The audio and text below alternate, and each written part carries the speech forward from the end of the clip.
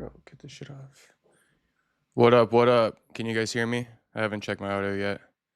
Okay, we on. What up, me auto boy?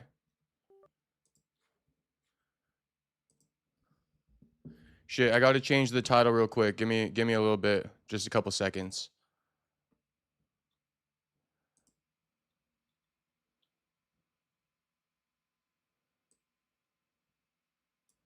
What is it? UFC Vegas 112?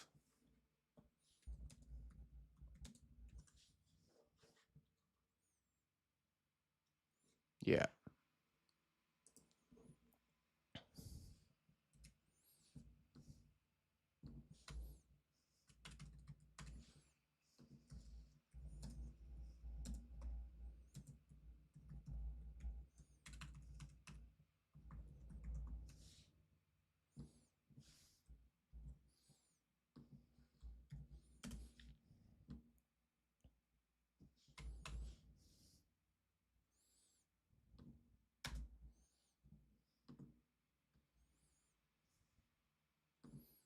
Okay, we chilling. We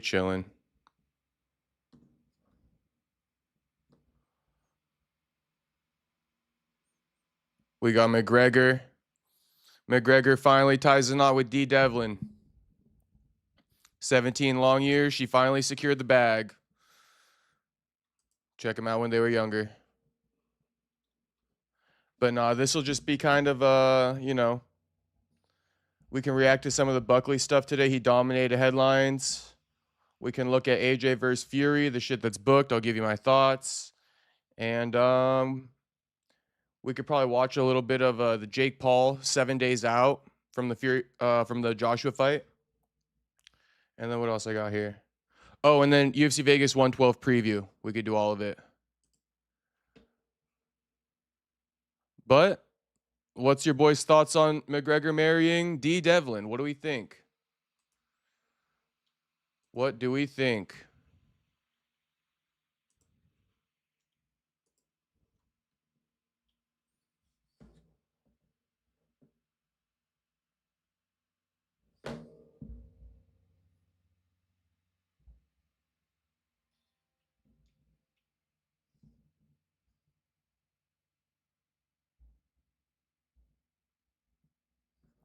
Shout out to everybody coming back to the stream. Like the stream for me and subscribe if you're not subscribed. If this won't tickle your fancy, we can look at something else. Oh, here was a good one. Floyd Mayweather counting up racks in front of Jay-Z at the Lakers game. Check Mayweather. Hold up 1 second. Check Mayweather counting up his racks at the fucking Lakers game in front of Jay-Z. Is corny? Is this a big flex? Check out this stack of cash he pulls out of his fucking bag. Birkin bag or some shit. Man purse.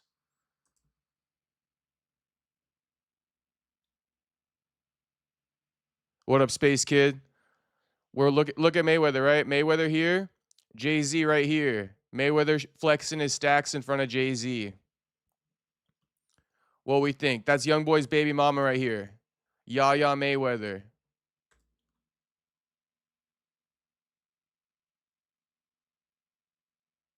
Look at that wad of cash. People always say Mayweather broke. I don't think so.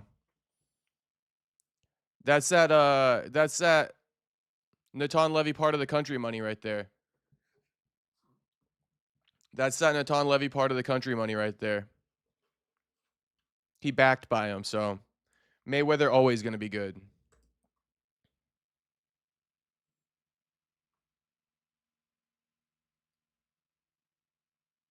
Shit, I'm trying to get a stack of blue faces like that. I'll tell you guys that much right now. Oh, and also, you guys might be in luck tomorrow. You might be in luck. I'm not going to make a promise yet, but there's a chance that Buckley will be in the live stream for the Fight Companion, and we're just going to do the interview there. There's a chance for that. He was flying today. He wanted to kind of do it today while he was at the airport, but I kind of decided against it because I had to shower and stuff like that, and he wasn't going to be ready, or he wouldn't be able to stay on for like an hour. You feel me? Like, When he called me, he's like, "You want to do the interview now?" I was like, "I mean, we can, but I got to take a shower."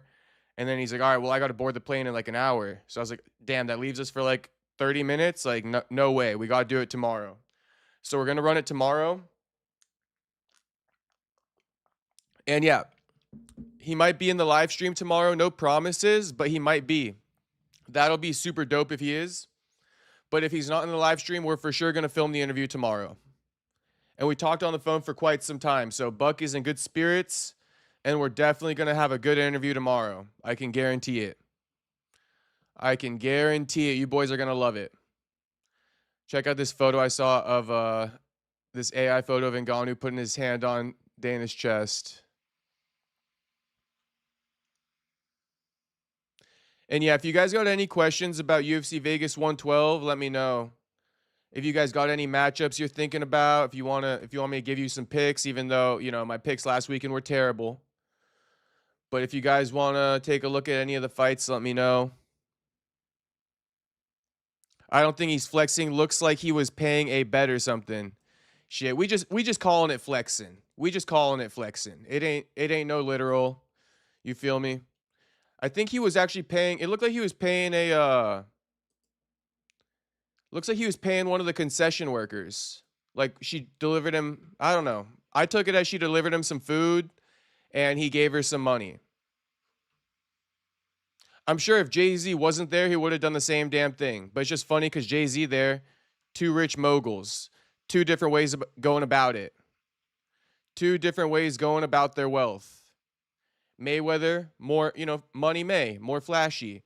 Jay-Z, he kind of doesn't flex his wealth as much. Look, he wearing Vans. You see that? Jay-Z wearing Vans and shit like that. So,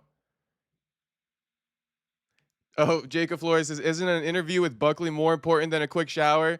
Shit, bro, I was going to be too crusty in that interview, homie. I was going to be way too crusty in that interview. You feel me? Trust me, trust me. It wouldn't have been good. And he was at the airport, so I think it's going to work out better. I think tomorrow we'll get him in like his hotel room. And shit, if we get him on the live stream tomorrow for like 2 hours, shit, that's going to be dope. That's going to be dope. We'll see. We will see. We will see. But that's hilarious. Yeah, low key, maybe I shouldn't have showered, but shit. I think it'll work out for me.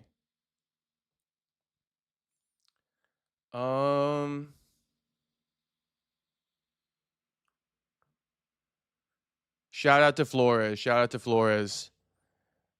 Oh, Space Kid, he's still flexing Pacquiao money. Yeah, that or the fucking, you know. Natan Levy's part of the country probably treating him real nice. That's all I'm going to say. Bud dropping Tim Bradley in sparring. Oh, look, this is like a reaction that somebody had. Somebody said, lame, trying to impress Jay-Z. Jay is laughing on the inside. So people be taking it different ways. That's just Money May. That's just Money May.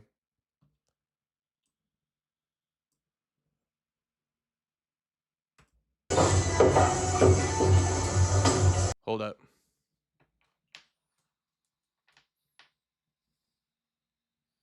And since we're speaking about Buckley, we'll oh my God.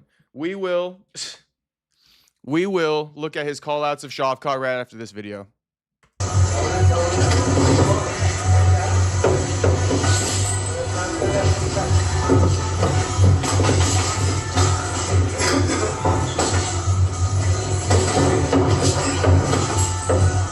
Dropped it with that right hook.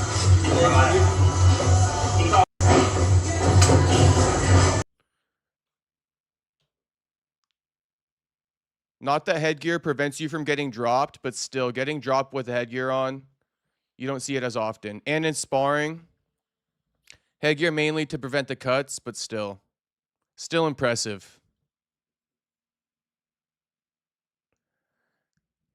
Actually, let's just go through this real quick because yesterday I missed a few things, so I want to kind of go over it. Arman Tsarukyan, you know how I've been on his fucking bumper about this shit. Telling you guys, he didn't step up to fight at UFC, whatever it was, against Islam Makhachev. He didn't step up to fight because he was going to miss weight. Okay? Who knows if it was due to an injury or not?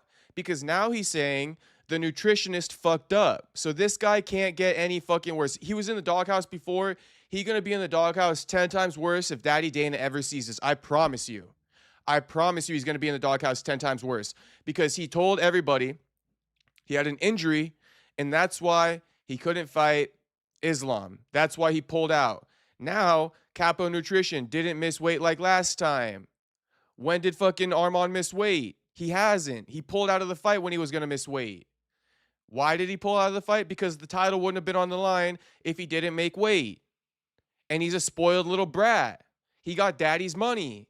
So he said, fuck you guys. I'm going to take my ball and go home. Okay? This just got 10 times worse for Arman if Daddy Dana gets wind of this. Okay? This is crazy work. And this proves what I've been saying this whole time. What I've been saying this whole time, I took Arman's word that he had an injury. I said he was injured to the point where he couldn't make weight, right? He could have fought, but the injury was going to get in the way of the weight cut. And so he could have still fought. Dana wanted him to still fight. The UFC wanted him to still fight. But he said, no, I'm not going to do it because I can't make weight and the title won't be on the line. Now I'm questioning if he was ever injured in the first place, because why he joking about Capo Nutrition? Why he joking about Capo Nutrition?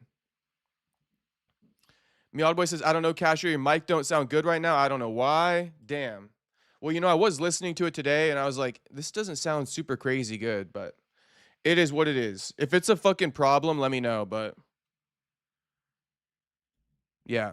Let me know if it gets worse. I'll just go back to the old one, but I think this still might be better.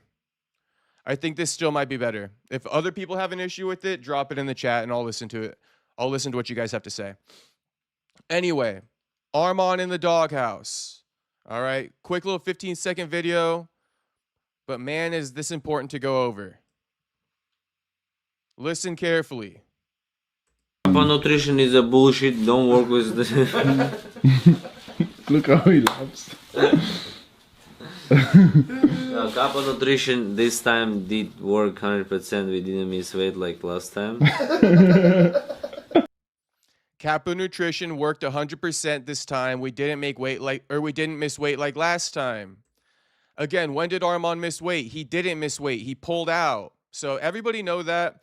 I'm not going to keep going over it, but just know that, man. Just fucking know that. He couldn't make weight, right? That's his problem. That's his problem. And he made that the UFC's problem, didn't he? If true, not making weight is his problem. That's on him. If there was no injury.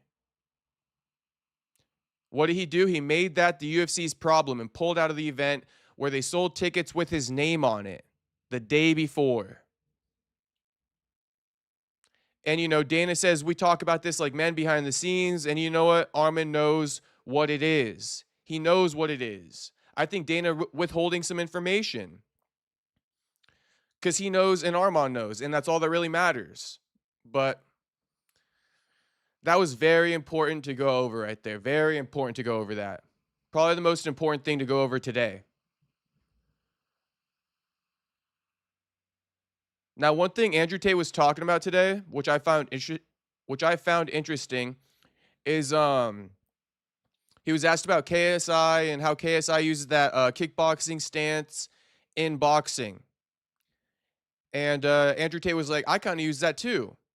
So I never considered that, but Andrew Tate, when he fights Chase Demore, look out for that kickboxing stance, that bladed stance, the bouncing in and out, right? He's not going to be like looking like a traditional boxer in there. Just a little, you know, not a warning, but yeah, I guess a warning. Not a warning, whatever you want to call it.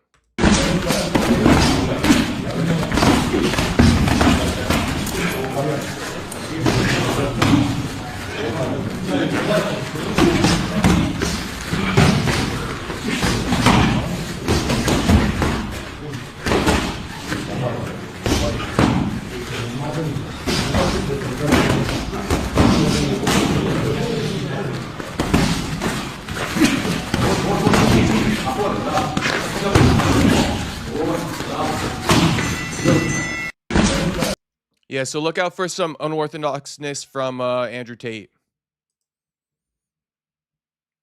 Scummy move by Arman. Shout out Space Kid.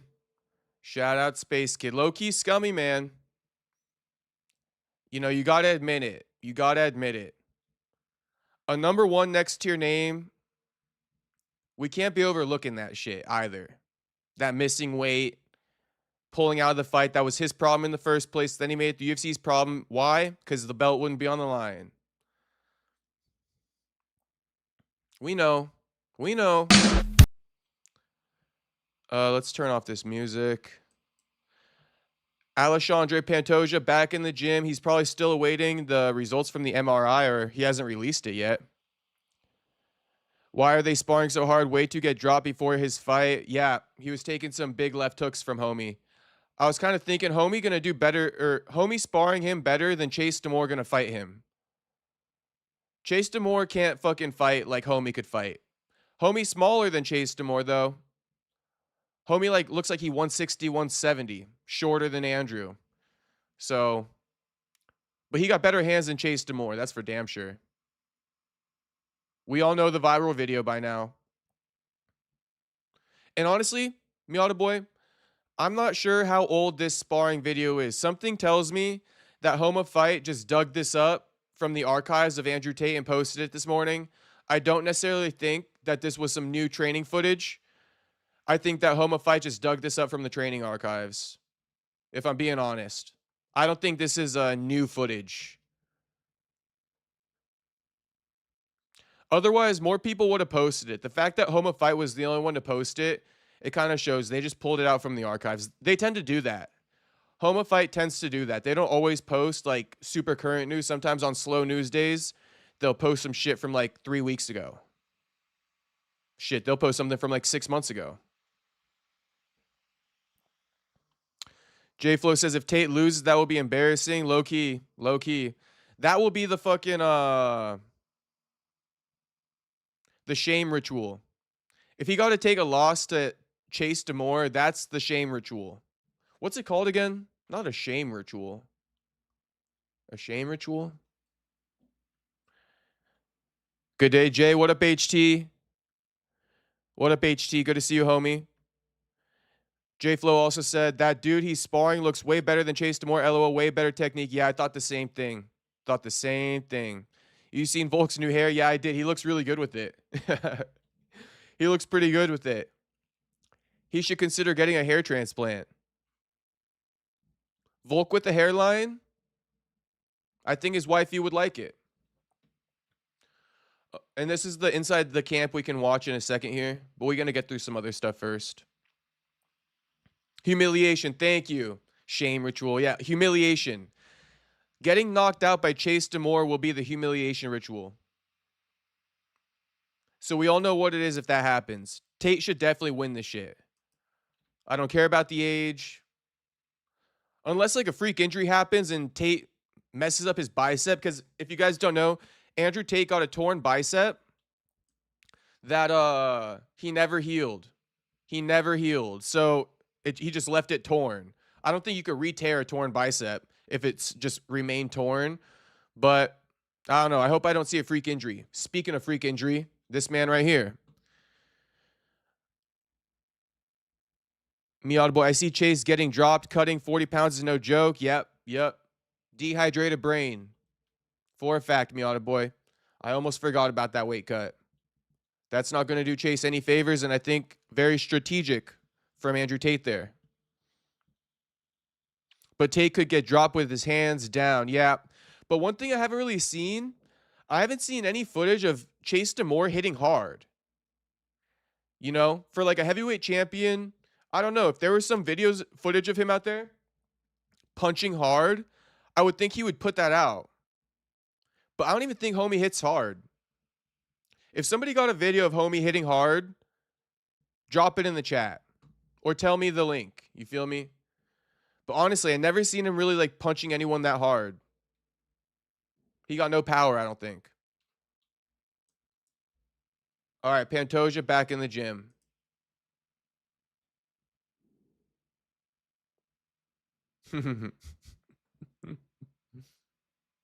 Shoulder completely fine, bro. It's the fucking elbow. I mean, maybe the shoulder did dislocate, right? Maybe it did dislocate. I don't doubt it. But look, it's definitely the elbow. And if the shoulder dislocated, he got an issue there too that's got to be fixed. Because I know people who have dislocated shoulders and they just keep dislocating it. So if it dislocated once, which I believe it did, he kind of fucked low-key. Dislocated shoulder and whatever he did to the elbow. Yeah, Joshua Van defending that title first. Whether the UFC want to whitewash this dude or not, the injury is going to keep him out for a minute.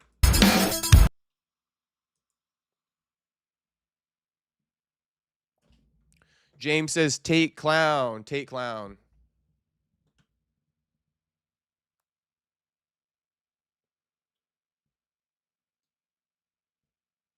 Oh, and then we never really looked at this clip. I think we could just read it.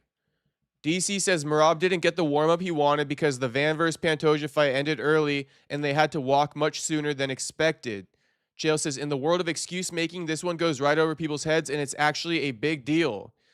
Cormier and Chael say Merab not getting a proper warm-up cost him the championship belt.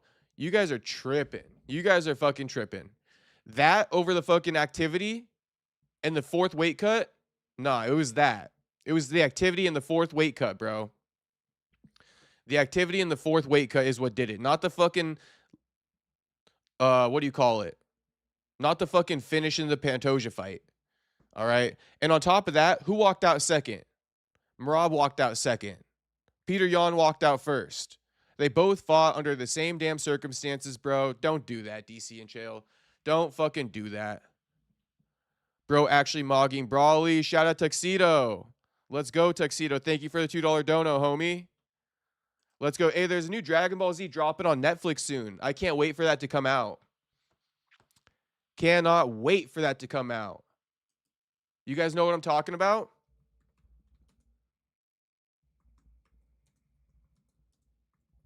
You boys know what I'm talking about, don't you?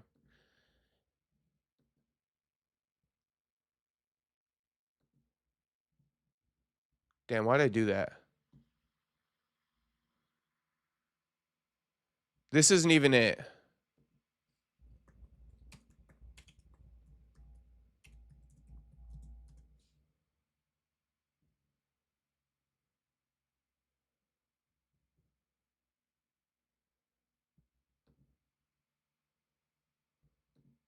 Bro, why can't I just see, like...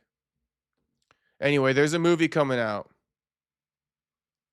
I don't know why there's not, like, a better article about that. You know why? It's because I'm not using Google. If I use Google...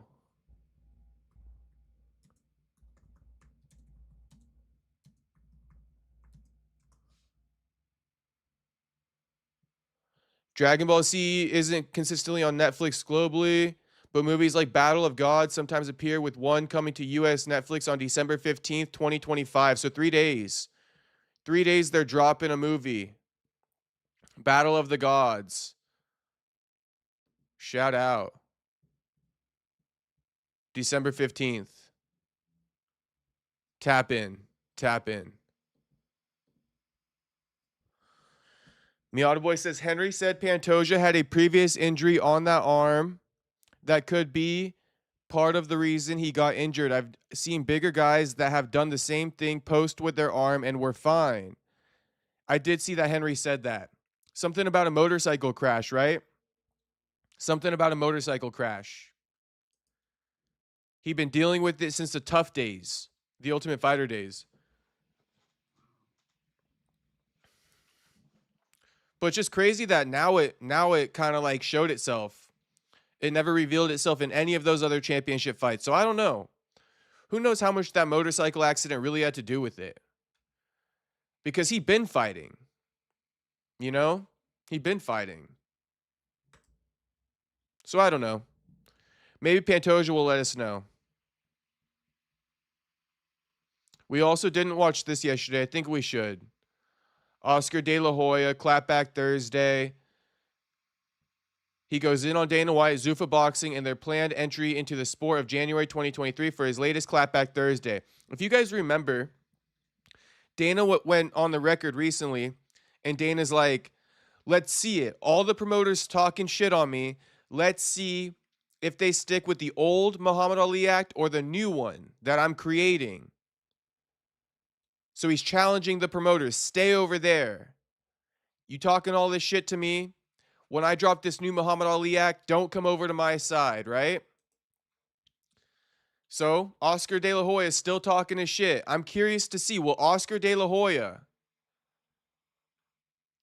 join Dana White's side when it's all said and done after all this shit talking? That's why I want to hear what he got to say. Because if he goes to Dana White's side and he's still talking shit on Dana and the Zuffa Boxing and the Muhammad Ali Act, damn, he a hypocrite. Damn, he a hypocrite. Okay? But look at this sweater real quick. I saw Diddy kissing Santa Claus. Where can I get one of these? Where the fuck can I get one of these? All right, Oscar. It's that time of the week again. Time for the only segment in boxing that gives you the facts and makes you laugh. It's Clapback Thursday. Dana White's t-shirt announced the debut of Zuffa Boxing will be January 23rd, 2026. We have no idea who is fighting or where, but it's taking place on Friday night. The undercard is stacked with guys that used to fight behind El Gordo's Tacos. So it'll be the red-headed stepchild to the UFC right off the bat. COO and president of TKO Mark Shapiro confirmed Zuffa Boxing is completely funded by Saudi Arabia, and TKO is taking zero financial risk. And their goal is to build a promotion with 200 fighters. Sound familiar? Look, I follow combat sports, but outside of John Jones, Conor McGregor, Ronda Rousey, or Khabib, I don't know who the fuck anybody is in the UFC. Who are these fucking guys? Why don't those big names... Honestly, Oscar kind of right about that. I know we do because we the hardcores. But I'm telling you guys, a lot of the casuals, they don't know a lot of fighters these days in the UFC. They know the big names, but they don't know a lot of the guys. Even certain names that you would think are more high notoriety, they don't know them. Like if you say Mike Malott to somebody, not to call him high notoriety, right? But I'm just saying, if you go out there, you say Mike Malott, if you say Michael Chiesa, right? People don't know who you're talking about. They don't. They know guys like Kevin Holland, though, just to give you some perspective there. Like Kevin Holland, you know, even Joaquin Buckley, kind of a 50-50. He's still growing his name a little bit. But I've seen him do videos where he goes out in public and like people don't necessarily recognize him as much as you would expect. Just walking on the street, you feel me? Obviously, if he goes into like a gym, all the dudes in there are going to know him, right? Like a local 24-hour fitness, they're all going to be looking at him. But on the regular street where just like all the bystanders are there, like regular citizens, yeah, he's still trying to grow his name a little bit more too. So, you know, you would expect UFC fighters to be noticed on the street, right? But they're not. They're actually not, which is kind of surprising. And then, Miata Boy, I see your question. I'll answer it. I'll give you the simple answer real quick, and then we could talk about it more after this video is done, because I want to hear what he has to say. But basically, I mean, super simple to say it, but Dana's trying to make boxing into the UFC model, right? Whatever Dana's doing in the UFC, he's manipulating the Muhammad Ali Act so he could do that in boxing. And what do I mean by that, Miata Boy? We talked about it the other day when you asked me, why are there so many belts in boxing, right? And then I told you, because those are basically like the PFL, the UFC, they're all these organizations, and all the fighters get to compete for all the belts, right? Dana White doesn't like that. He wants to change that. He's just going to have an organization just like the UFC where there's one belt, not all the other belts. And it's not even one of the, it's not the WBO, the WBC, the IBF. It's not those titles. He's creating his own, like his own 3-letter acronym. He's creating that. He already did. It's got a name. I forget though. I don't know. We could look it up after this because it's up on the internet already. But that's what Dana's doing to the Muhammad Ali Act. He's manipulating it so he can run his boxing business, Zuffa Boxing, just like he runs the UFC, and have all of his fighters, his stable, compete for one belt. And yes, these guys are going to be signed exclusively to Zuffa Boxing, and they're not going to be able to compete for the other belts. So Dana's creating his own separate organization, which is kind of going to, let's see what happens here. Let's see what happens. The biggest argument is that the guys who aren't the stars in boxing are going to want to go over to there because they can make more money, right? The Jim Millers of the UFC, right? How he made $1 million, but he was never a star, never a main eventer. You feel me? People in boxing who are never a star, never main eventers, they don't make good money. So Dana's kind of banking on these guys coming over to him. But the real stars, I don't see why they would go over to Dana, because the real money to be made is in this side of it, with Oscar and the rest of the promoters and the rest of the belts. Like, Ryan Garcia probably would never. Terrence Crawford, he might. Terrence Crawford might. So, I mean, I kind of went on the rant there and gave you all of it. So anyway, here we go in resuming this. But what up, Anna Kinski? Candace Owens over Nick Fuentes. Isn't Nick Fuentes a virgin? Jill, didn't Nick Fuentes admit he's a virgin to Piers Morgan the other day? Shit, bro. He probably scared he's going to die a virgin. That's insane. Full grown-ass man. Grown-ass man still a virgin.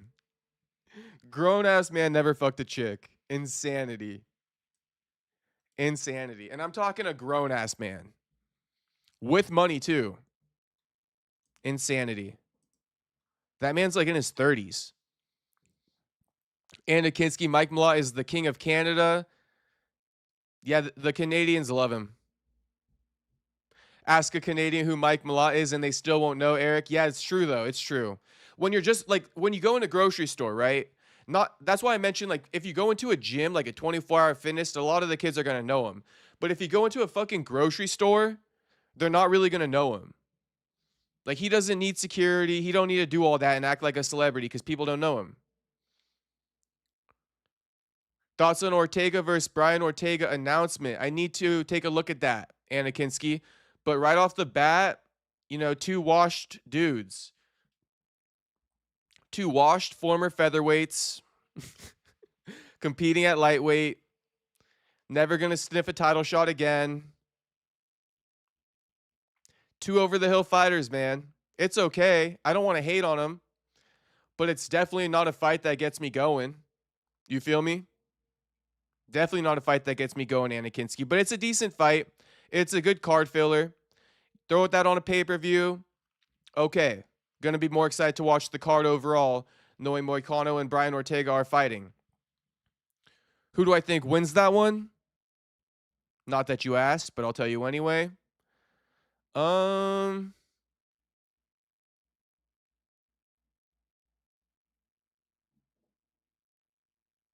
My heart's telling me Brian, but my mind's telling me Moicano. All right? Heart's telling me Brian, but my mind's telling me Moicano. Brian Ortega from LA. It's pretty close to me. That's probably why my heart's with Brian Ortega. But my mind's telling me Moicano. But, Ortega, his whole career has been off upsetting dudes. This would be no surprise if he beats Moicano. Moicano better on the feet, probably a little bit less good on the ground, but they're very close on the ground probably. But I will give Brian Ortega the edge there. With that being said, it doesn't matter because Brian, he just finds a way to win. He a winner. Brian a winner. You boys know that from back in the day. But nowadays, I don't know. That's why I say Brian over the hill, so is Moicano. Miata boy, I want to read your chats, but let's just get through this one first. Let's get through this and then I'll read your chats. I've been ranting for like 7 minutes in between this fucking 4-minute video. Fight anymore because they outgrew the UFC. Razi or Khabib. I don't know who the fuck anybody is in the UFC. Who are these fucking guys? Why don't those big names fight anymore? Because they outgrew the UFC model and demand more money than the pay scale offers. Show me the money. TKO will not allow. I mean, Francis Ngannou, right? Francis Ngannou. Allow anyone to become a star I'm the one selling the records. and grow to their full potential. There will be no development of Zuffa fighters because they will get thrown into the fire right off the bat and face extremely tough opponents. So if you lose, you're done.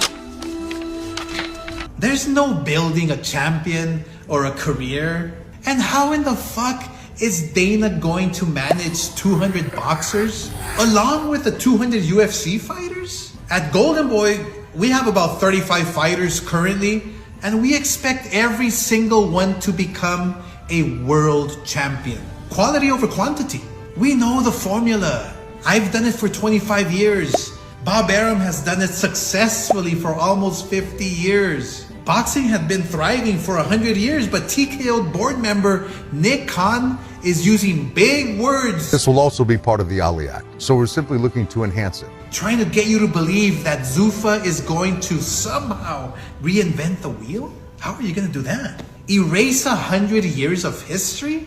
You're already trying to change legislation that was put in place to protect the fighters. And you're actively trying to erase the governing bodies? Yes, I will not recognize any of the other sanctioning bodies. You said you're making your own ring. Those are the other belts. WBC, WBA, IBF, IBO, Ring Magazine belt. None of them going to be in Dana's league. But best believe, man, I think a lot of young prospects in boxing are going to take a shortcut by going into Dana's thing. And yeah, they're going to get more money up front, right? But the ones who could have really become a star in this model with Oscar and the boys, long term, they're going to be throwing away tens of millions, hundreds of millions, right? Because nobody in Dana's organization is making 40 million, 50 million like a Ryan Garcia at 22 years old. So just factor all that in, you know? Some guys who need money now, they're going to go to Dana's side. We'll see, man. We will see. But I'm telling you now, Dana going to get a lot of other guys coming over who don't want to take that slow build in boxing, who don't have the luxury of doing it, right? Who actually got to pay bills now and they're young. You know, I'll give you guys an example. Max Holloway's little cousin. I got interviews with him on the channel. Asa Stevens. He's a boxer, right? But he's not wealthy. He doesn't come from money. He actually has to pay bills now, right? He has kids and stuff like that. He's the first Golden Gloves champion from Hawaii ever. Or I think the second ever. He ended like a 50-year drought of Hawaii not having a Golden Gloves champion. So he's pretty good. He competed for an Olympic spot. He didn't get it, but he went pretty far. Anyway, he a pro boxer, right? But from now to him becoming like a Ryan Garcia, it's going to be a long time, right? I could see an Asa Stevens signing with Dana White's promotion. I could, because Asa doesn't have that luxury of being kind of taken care of by his parents, like Ryan Garcia, like Devin Haney, right? Devin Haney's pops got money. They were good. Devin Haney's dad funded him the whole way through. No problem. Right? Because he saw it was an investment. Ryan Garcia's parents, the same thing. Right? Asa Stevens, Max Holloway's little cousin, Golden Glove champion, pro boxer. I think he's like 5-0-1. Right? He needs to get to the money sooner. I asked him, would you ever sign with Dana White's boxing promotion? He said, maybe. Time will tell. So I'm letting you guys know. Kind of the type of people who might sign with Dana. We're already working on a new design for the ring. You're making your own rules, Possibly even rule changes. your own referees, your own... Yeah, Dana's making a new boxing ring too. It's super weird. It won't be a square ring. Can you believe that? Can you believe that? It's not going to be a square ring. That's insane. Because boxers, they train in a square ring their whole life. It's been that way for hundreds of years, bro. You can't just change that, bro. The square ring, you know, they've trained to that. They've honed their craft to that. That's super fucking weird to change the boxing ring. rankings? I mean, I assume this is more like a reality show? Right? You have AAA, and then you have the major leagues. And I know you're very into the development of fighters. That's what you really geek out on your, like, Contender series. I mean, here's the fine print. If you sign on the dotted line with TKO and Zuffa, you're signing your rights away. You've seen it in the UFC. They want a monopoly. And not only will they be stuck in a dictatorship, you'll be guided by people who have no fucking idea about boxing. You don't know shit about boxing. Nick, do you even watch boxing? No. What about Katie Taylor Serrano or Jake Paul versus Tyson, which is the biggest fight in boxing history? Ryan Garcia versus Tank, Crawford versus Spence, Fury versus Wilder, Triple G versus Canelo, the trilogy. These are all fights that happened in the last 5 years. Nick says they already have some amazing fighters signed to Zuffa. So I guess we wait to hear who those huge names are. Probably Terrence Crawford. That's about it, though. Callum Walsh ain't a name. We all know it. But I'm willing to bet my ball sack. These nuts? They're lying to us. Just like they're lying about them changing the Muhammad Ali Act. Because where the fuck are you finding top-level talent that nobody knows about? Some people may Only guys who are sold to Turkey, basically. Because he said Turkey and Saudi are funding Zuffa Boxing, right? There's a few fighters who are like completely sold to Turkey. I think Terrence Crawford, one of them. Nobody else is coming to the top of mind. But even Terrence not paying the WBC sanctioning fees, that could be an indication that he's going to just move over to Dana White's league and cash out there. But then who's Terrence going to fight? You know? He don't got the same type of competition over there. So very interesting. There's so many questions. We just have to see. not know them. Are you creating AI fighters? You got Frankenstein signed to Zuffa? What the fuck are you talking about? But I guess we'll find out when your big January 23rd card is announced. And it better be the greatest fucking card I've ever seen in my entire career. Nick and Dana, beware. If you have mostly C or D level fighters in your league, it will completely devalue the ring belt and brand. Lots of pressure on you, my friends. Just try to lay off the fucking A-nut for the holiday seasons. I mean, hopefully fucking Santa bring you some goddamn Ozempic under your tree. So remember, kids. We all know Dana's fat again. We all know Dana's fat again. He was skinny for a minute, but he fat again. Don't make me pull up the fucking picture. Kids, you're never a hater if you only speak the facts. And Dana, fuck you. This is too good. Shout out to Oscar. Yeah, Oscar, you know, he low-key kind of right. You got to build a whole division. Like, let's say you get a big name, right? If you don't got real ranked fighters in that division to compete, like, what are you even doing? Like, yeah, you can have a Terrence Crawford, but if you don't have good opponents for him, you're wasting his talent, man. And even though you pay him a lot of money, he's not achieving his greatness. Although Terrence is over the hill, not over the hill, but he's on that back end of his career. So he probably just looking to cash out more so after getting that Canelo fight. I think he's done it all at this point. But for other guys too, like a David Benavidez. If David Benavidez signs with Dana White, right, he's going to run into the same problem. He's going to have no opponents to fight, just like he has now, though. But at least now, other guys can eventually be forced to fight him through mandatories and things like that. Right? Better Biev and Bivol. They can fight Benavidez still. If Benavidez signs with Dana, Bivol, and Better Biev, they can't fight him if they're not signed to Dana as well. Does that make sense? So yeah, even like let's even say you do Terrence Crawford and Benavidez, they signed to Dana.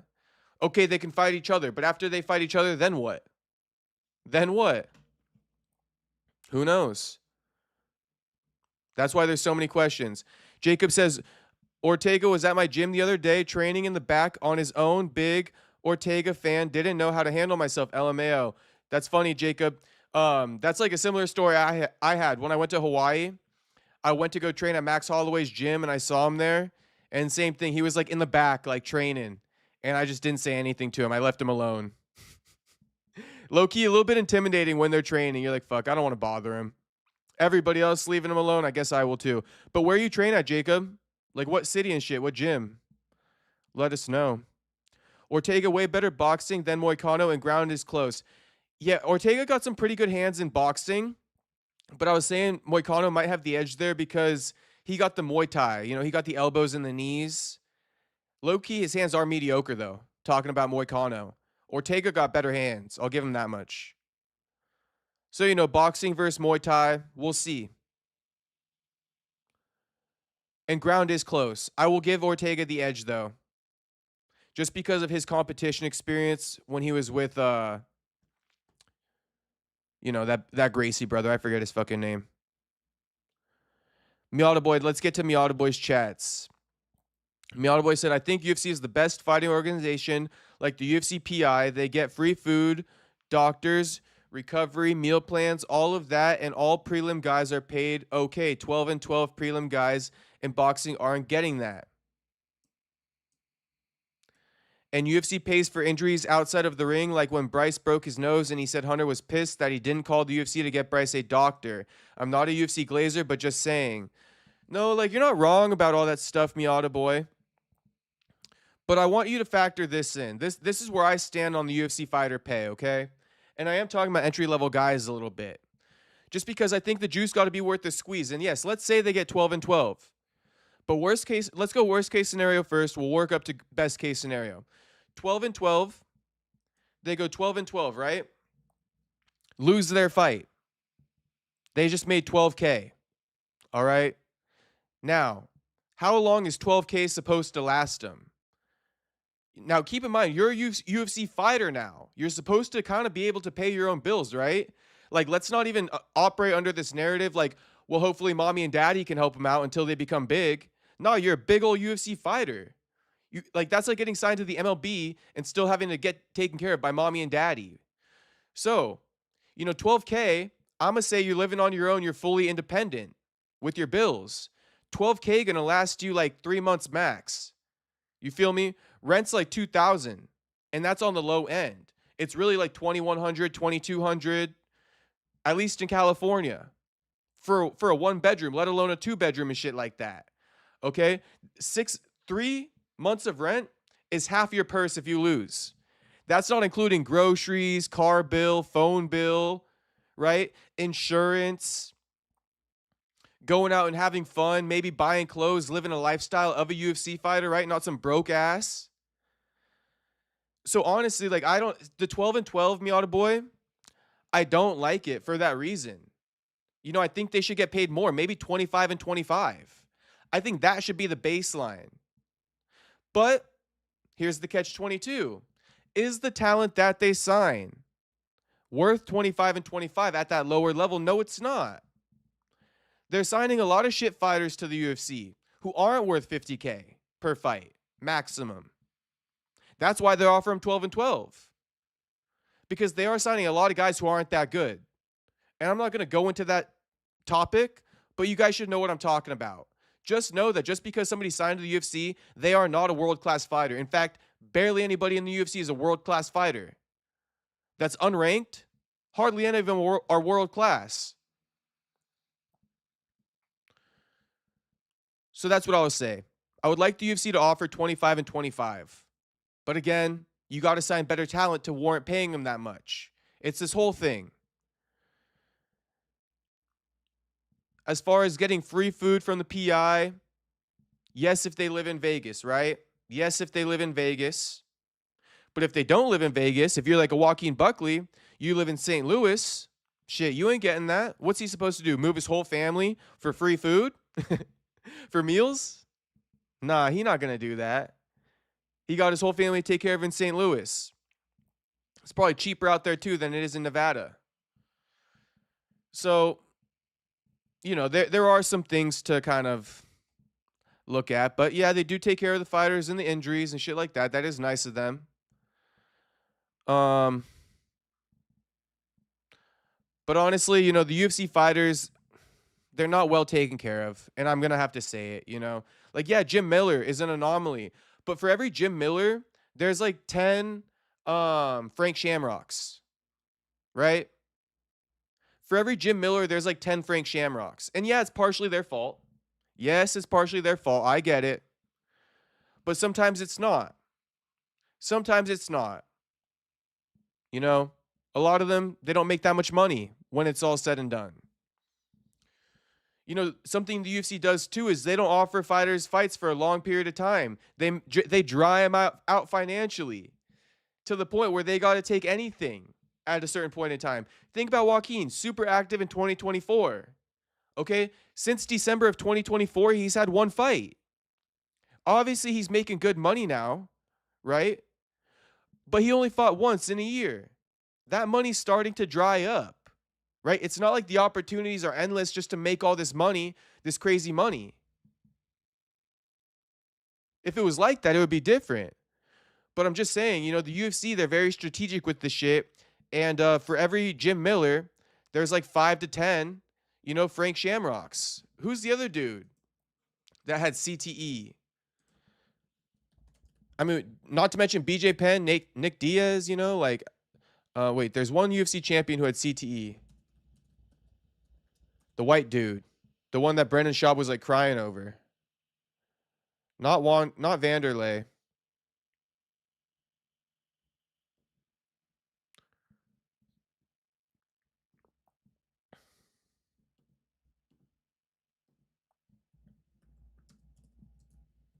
Shane Carwin. You know, former world champion. A former world champion. You feel me? BJ Penn, youngest world champion, you know, in the UFC pretty much. Not actually, but I mean, he was one of the youngest. First double champion, 2-division champion in history, BJ Penn. You know? So, it's the UFC, man. It's the UFC. Sorry, boys, I'm behind on chats because I was ranting about a previous chat earlier, so I'll get caught up on chats real quick, but just give me a minute here. Candace still mad that Charlie chose Erica over her. She's the Joanna of politics. I get what you're saying, Eric. Shit, that's your typical woman, though, isn't it? Your typical woman. They always big mad when they don't get the guy they want.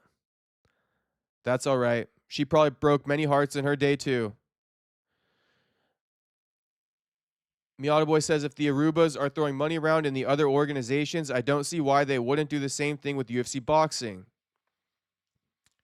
If you're talking about Arubas like Turkey, then they are going to do that with UFC boxing. Turkey's going to give them bottomless pockets, but, you know, it's still going to be tough. Even with bottomless pockets, Miata Boy, it's still going to be tough. Time will tell. Was there a picture up or something like that? Oh, the picture of Oscar flipping him off, yeah.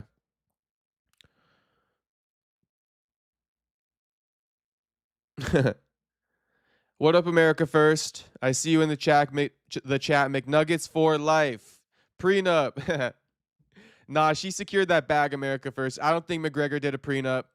She secured that motherfucking bag, bro. Shit, all of McGregor's assets are better off in her name. I kind of trust her. She'll never do Conor wrong. Unless that was just like the highest level of manipulation you've ever seen. Just stick with him at all costs for the bag. I could see that too. And I wouldn't blame her. HT, I wouldn't be surprised if Dana designs the ring, half octagon. That'd be insane, bro. It'd just be a joke at that point. It would be a fucking joke, HT. Am I talking too close to the mic? Let me go right here.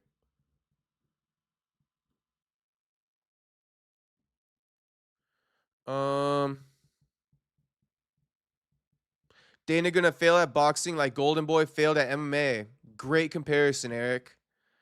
That could be very true, homie. Very true.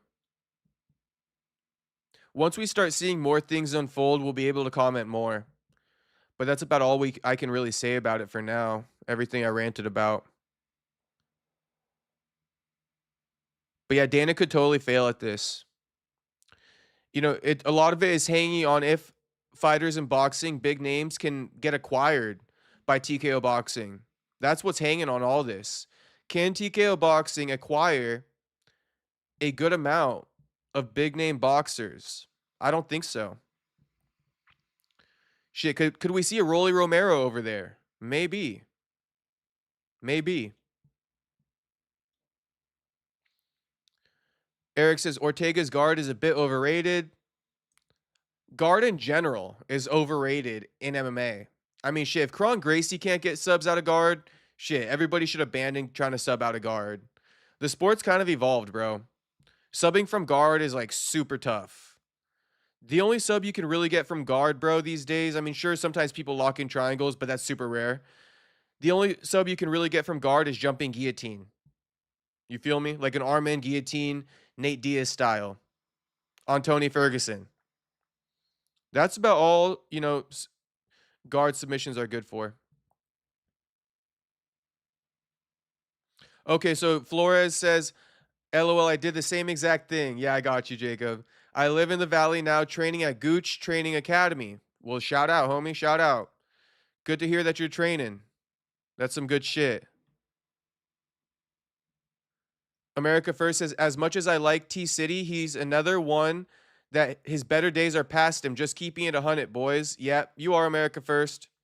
You know, people forget about Prime Ortega. People forget about him. I mean, he did take a legendary ass beating from fucking Max Holloway. A legendary ass beating from Holloway. Holloway literally taught him boxing mid-fight. Crazy work. But Prime Ortega also starched Frankie Edgar. Never forget. Prime Ortega beat the fuck out of that Tavares dude who was supposed to be a big prospect for the UFC. People forget about Prime undefeated Ortega, bro.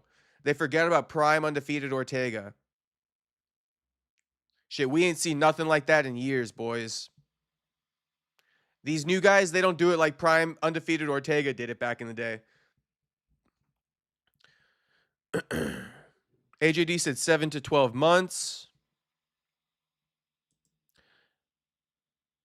You must have been responding to when I said the 12 and 12. No way 12 grand's going to last somebody 7 months, bro. Living on your own, being fully sustainable on your own, there's no shot. At least not in California. Maybe in Arizona. Maybe in Arizona. But are we really going to do that to the UFC? Like, you got to move to the cheapest fucking state to be a UFC fighter? Like, that's some other bullshit. You feel me? That's some other bullshit right there. We got to keep it a buck, no matter how much we love the UFC.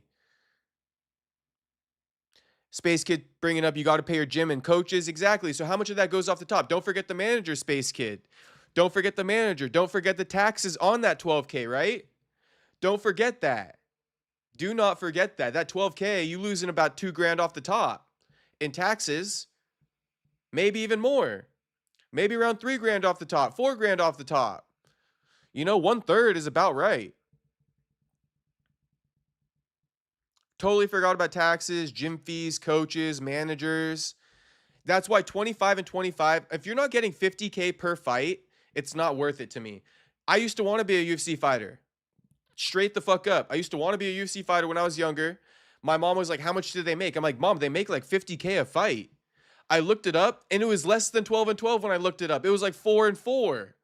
This was like 6 years ago, 7 years ago. Or I don't know, when I was like 18, 19, training jiu-jitsu, I told my mom I want to be a UFC fighter. I looked it up back then. And like I said, bro, I was like, they make 50K a fight starting. I looked it up. It was like 4 and 4. I couldn't even believe it. I'm like, I'm not doing this. This is stupid as fuck. 50K per fight. At least 25 and 25, I think, should be the standard, bro. Should be more today. Should be like, you know, 35 and 35. Something like that.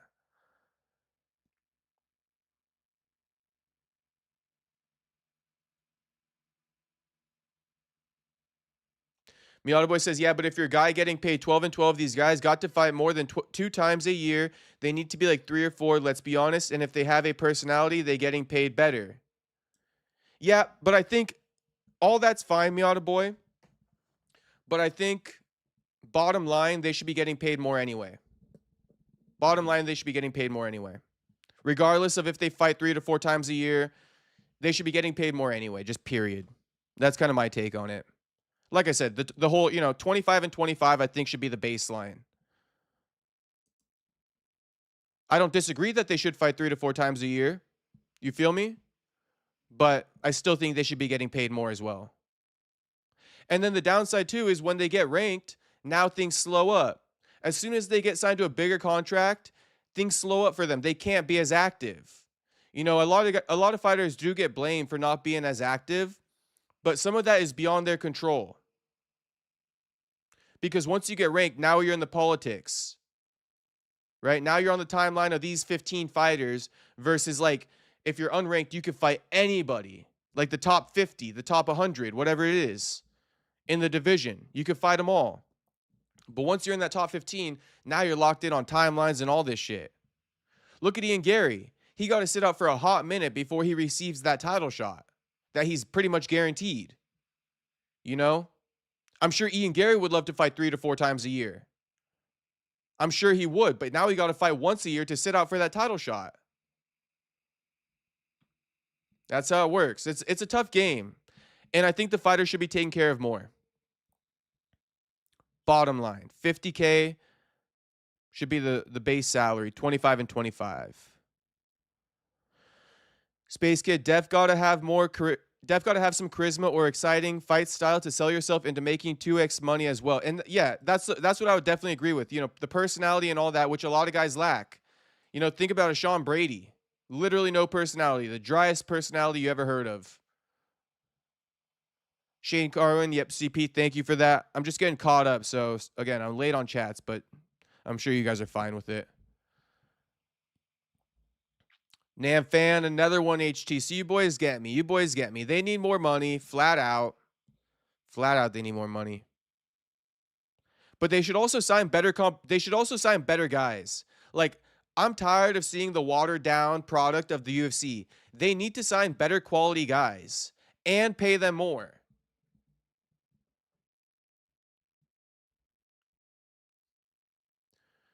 America First says Muslim Brotherhood leader openly says they hope to have 50 members of Congress in the next 6 years, and then brags that this is how they will dismantle America and replace it with a Sharia system. Gosh dang it, nothing, you know, shit.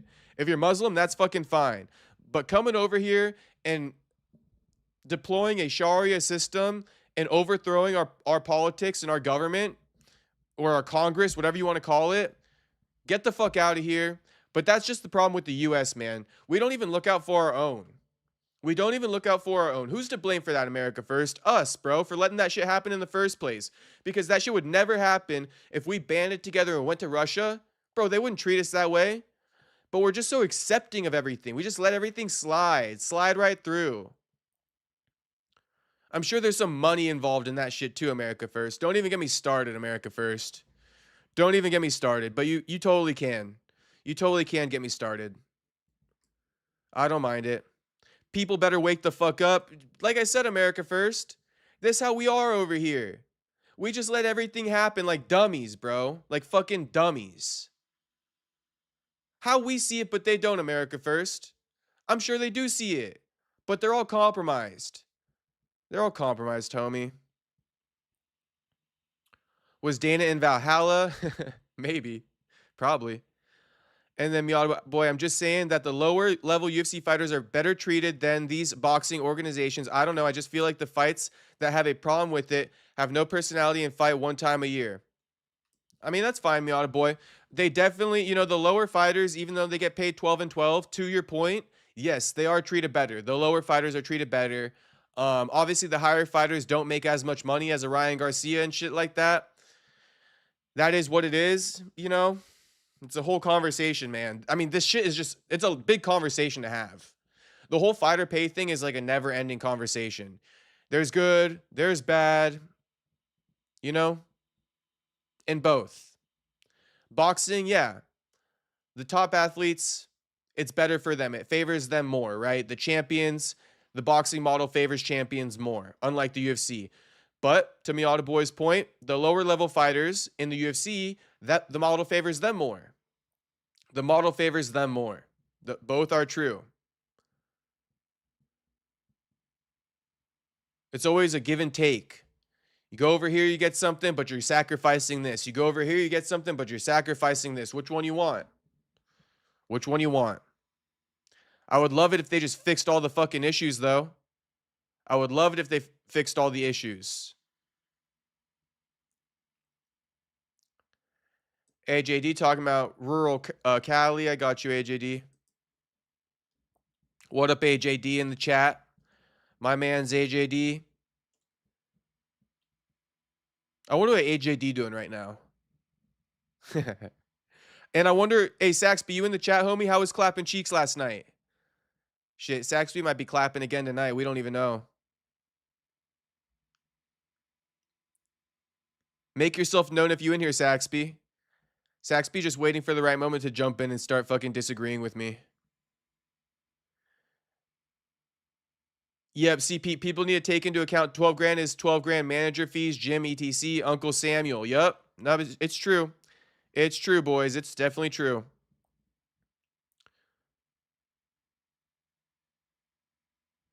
Dana playing with house money. Only thing he cares about is his name / reputation. He's doing it more to rub it in boxing's face. I think there's a little bit of a vendetta there, America First. I would have to agree. And Dana, you know, Dana the star now. Let me tell you the two biggest stars in the UFC. It's the UFC and Dana White, okay? Everybody else is secondary. They're not making Tito Ortiz's, Chuck Liddell's, Rampages. They're not getting guys in commercials anymore and movie appearances and, you know, red carpet spots. They're not doing that. They're not doing that no more. Now, Dana's getting promoted, right? Right? Now Dana's getting promoted. Dana goes on Shannon Sharp's podcast. Dana goes on Flagrant. Dana goes on all the platforms, not the fighters, because they about growing Dana's name now. Dana could easily get a fighter on Flagrant and push his name. But Dana rather do it himself. Because why? He the star. He the biggest star in the UFC. Daddy Dana White. Baldy. You already know. Shout out to Daddy Dana.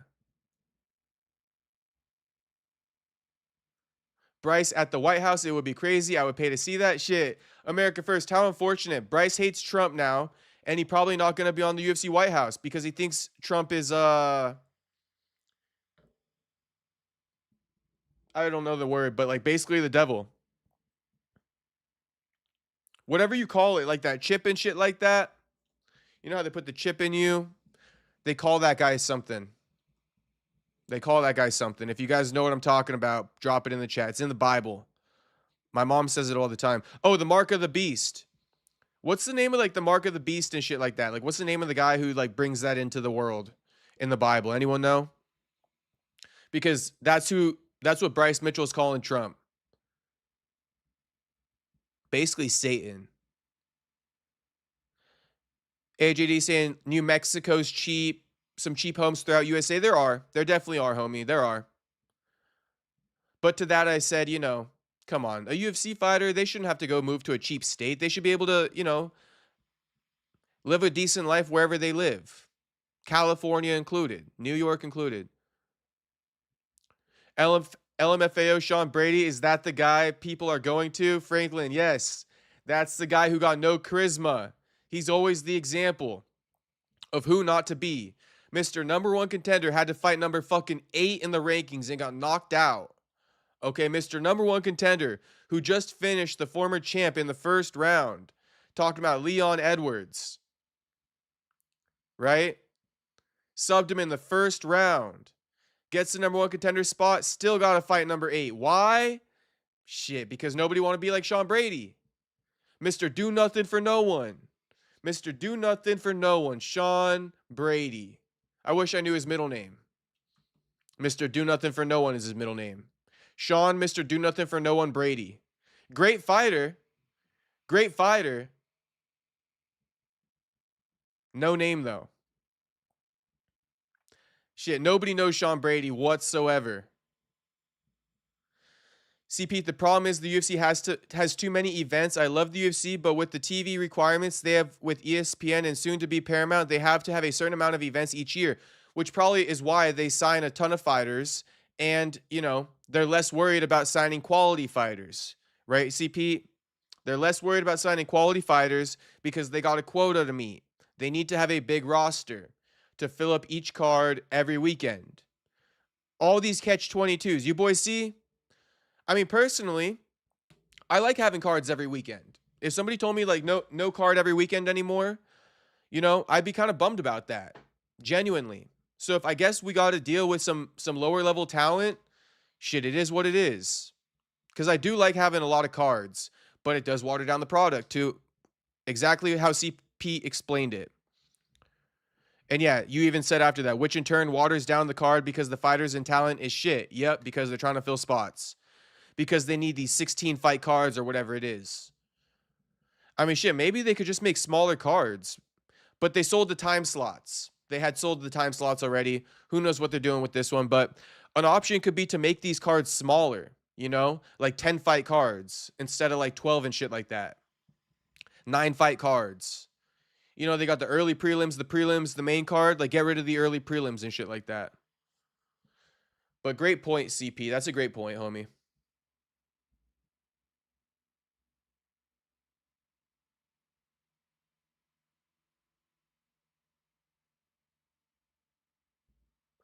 AGD saying the coach's fee is kind of BS.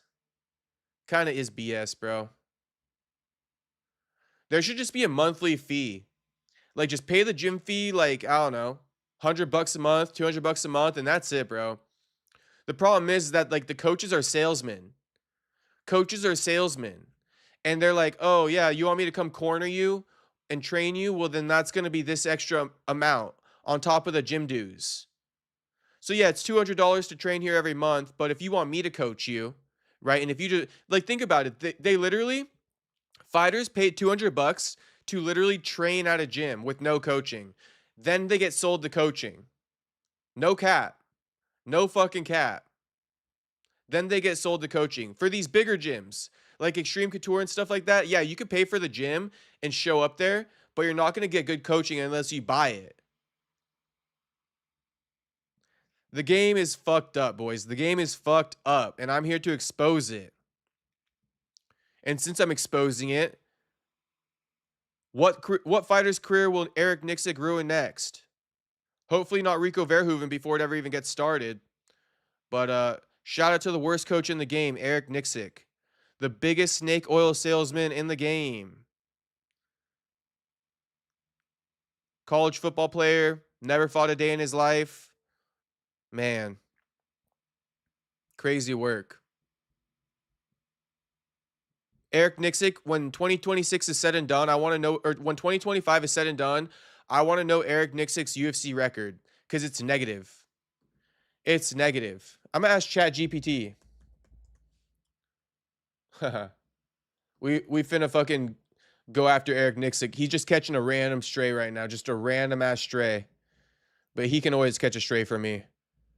What is Eric Nicksick's fighter win-loss record in UFC in 2025? Come on, search up the database. This is what AI should be used for.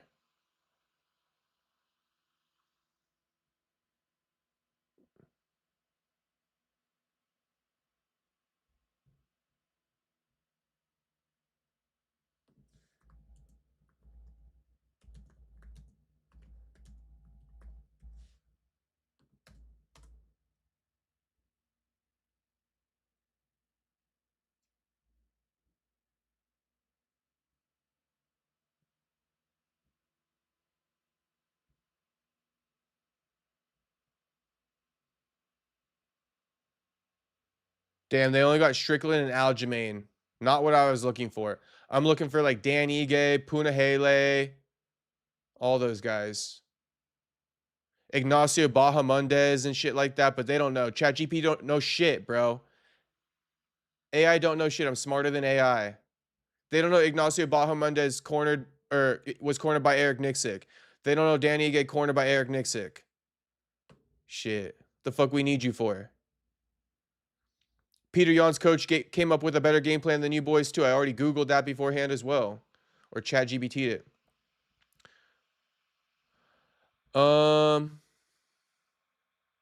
NFL boxing ETC is funded by the government. Okay, AJD, I got you there. I mean, shit, I don't even know how to respond to that one, but I definitely got you. America First clapping cheeks after eating a pistachio donut. Win-win in my book. America First, I was craving that shit today. Shit, one of these days I'm going to eat a pistachio donut and a Five Guys burger on stream for you guys. Shit. One day soon. One day soon I'm going to do that.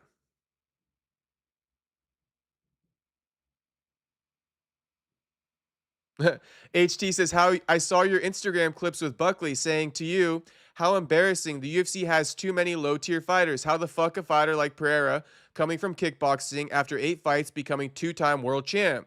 Yeah, where he said he making the UFC look retarded, HT. That was a viral-ass clip. You know, that's one of me and Buckley's first viral clips. We had many after that. But shout out to HT for seeing that one. Yeah, that was a good clip. One of my favorite clips. Should we look at it? Let's just pay homage. Let's just pay homage to the classic clip right here. And I know I'm behind on the chat, but shit. This is how the stream's going right now. So hopefully you guys are enjoying. Yeah, shout out. Everybody go follow my Instagrams, all right? Everybody go follow Perry Punch. All right? Everybody go follow Jacob. My Instagram right here. All right? But check it out. We got all the reels on here. Joaquin Buckley, Alex Perez making MMA look retarded. Such a good one. Look at that one. 12K likes. Like I think like 500K views. I don't think the UFC got quality. I think we got quantity over anything. Yeah, This you is know, my because personal opinion. it's still early, I guess. But no, I hear what you're saying. There's, you know, obviously not a lot of like world class competitors as far as like across the board. You know, you got the world class in there. No disrespect to Alex. Like we've been said this. We've been said this since 44 weeks ago. We've been said this. Shit, since 70 weeks ago. Shit, people be commenting 44 weeks ago, but I posted it 70 weeks ago. So this been said for 70 weeks. This been said. Shout out Pereira though. Pereira beast now. Taking nothing away from Pereira. Because I'm a fan of that motherfucker right now. That shit crazy what he doing. But it's still like, how is he able to do that? Right. It kind of, in a way, makes MMA look a little funky. It looks stupid, make it look retarded. Yeah, you know? yeah, I feel you. Where you got guys now from different professions out of their life, like, oh yeah, I could do that shit and become a UFC champion too. It shouldn't be like that. And I'm not taking it away from it. Alex Pereira might be working his ass off every motherfucking day to get there. But yet again, when you have somebody that has solely trained in MMA in itself, right? And you know, his whole goal as he got started in combat was to be a UFC fighter. But then you got another guy that's coming over, transitioning from another in different sports, still able to beat you. That's a problem. But I don't think a lot of guys are applying themselves like they should. I ain't Shit, take me back to 2024, boys. What a fucking era 2024 was. What an era. Buck going from unranked to number 10 contender or number 9 contender inside a calendar year. 4 fights, 2 on short notice. Back to back interviews. Shit, take me back to 2024, boys. What a fucking time in my life. Anyway, back to it, back to the chat. Let me just keep my Instagram up for now.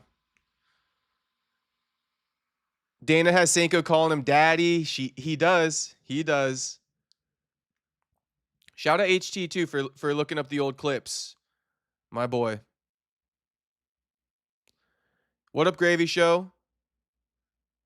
Antichrist. Yes, America First. Thank you. I'm getting to it a little bit late. But Antichrist. Yes, that's what Bryce Mitchell has called Trump. The Antichrist. Mark of the Beast. So shit. I don't think Donald Trump wants to let Bryce Mitchell on the White House card with Bryce calling him the Antichrist. But maybe he will let him on there. Shit. I say still let him on. Still let him on anyway. Hey, we got MMA Foo in the building. What up, MMA Foo? Shout out MMA Foo. And then Miata Boy says, oh shit. Okay, I could look it up on Grok. You must be talking about what Eric Nicksick's win-loss record. Let's look it up on Grok. Great suggestion. What is Eric Nicksick's win-loss record as a coach for UFC fighters in 2025? Don't fail me now, motherfuckers. This all you're good for.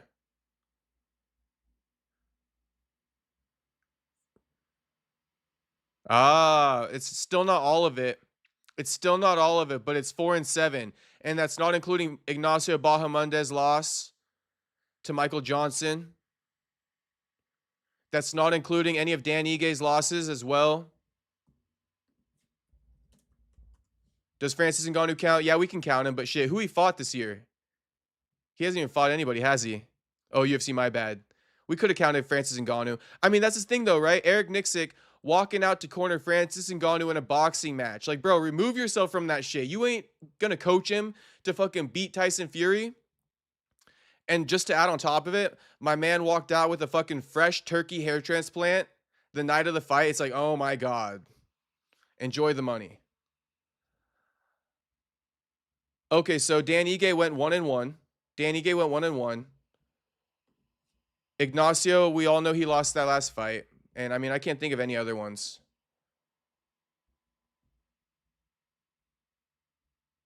But Ignacio 1-1 as well. 1-1, so 500. So add another 2-2 to that. Whatever I had there. So it's like 6-9. 6-9 and counting. Oh, and Patchy Mix lost his debut, but didn't he fight again and lose again? The fuck's going on, Grok? I trusted you. Patchy Mix went 0-2. Yep, 0-2. In 2025, the big 25. Eric Nicksick coached his ass to 0-2.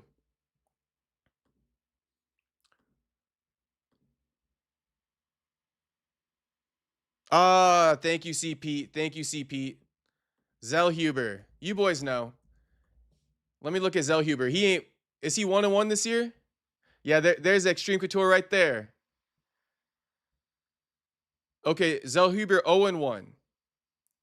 So shit. Add 1-2, right? 1-2. So Nicksick's record is 5-9. 5-9. I got you, CP. Thanks for that. I get those guys confused. They kind of like twins in my book. But yeah, like 5-9 and counting. 5-9 and counting. No, 5-10 because Patchy had 2 losses. 5-10, bro. 500? Not even 500. Yeah, he trains at Valley Flow. I got you guys. I interchange them constantly. Manel Kopp is Eric's fighter. Okay. Manel Kopp hasn't even fought this year, I don't think, though. Let's see.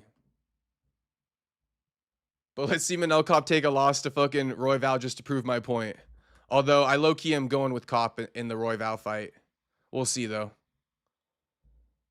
Roy Val could overwhelm him for sure. Okay, so that's 1 win. 1 win. We got another one coming, so we'll see. But so he like 6-10 so far and counting. We got like 6-10. So far I'm keeping a mental list. What up, Andrew? What's poppin', Andrew? Thanks for dropping in the chat, homie.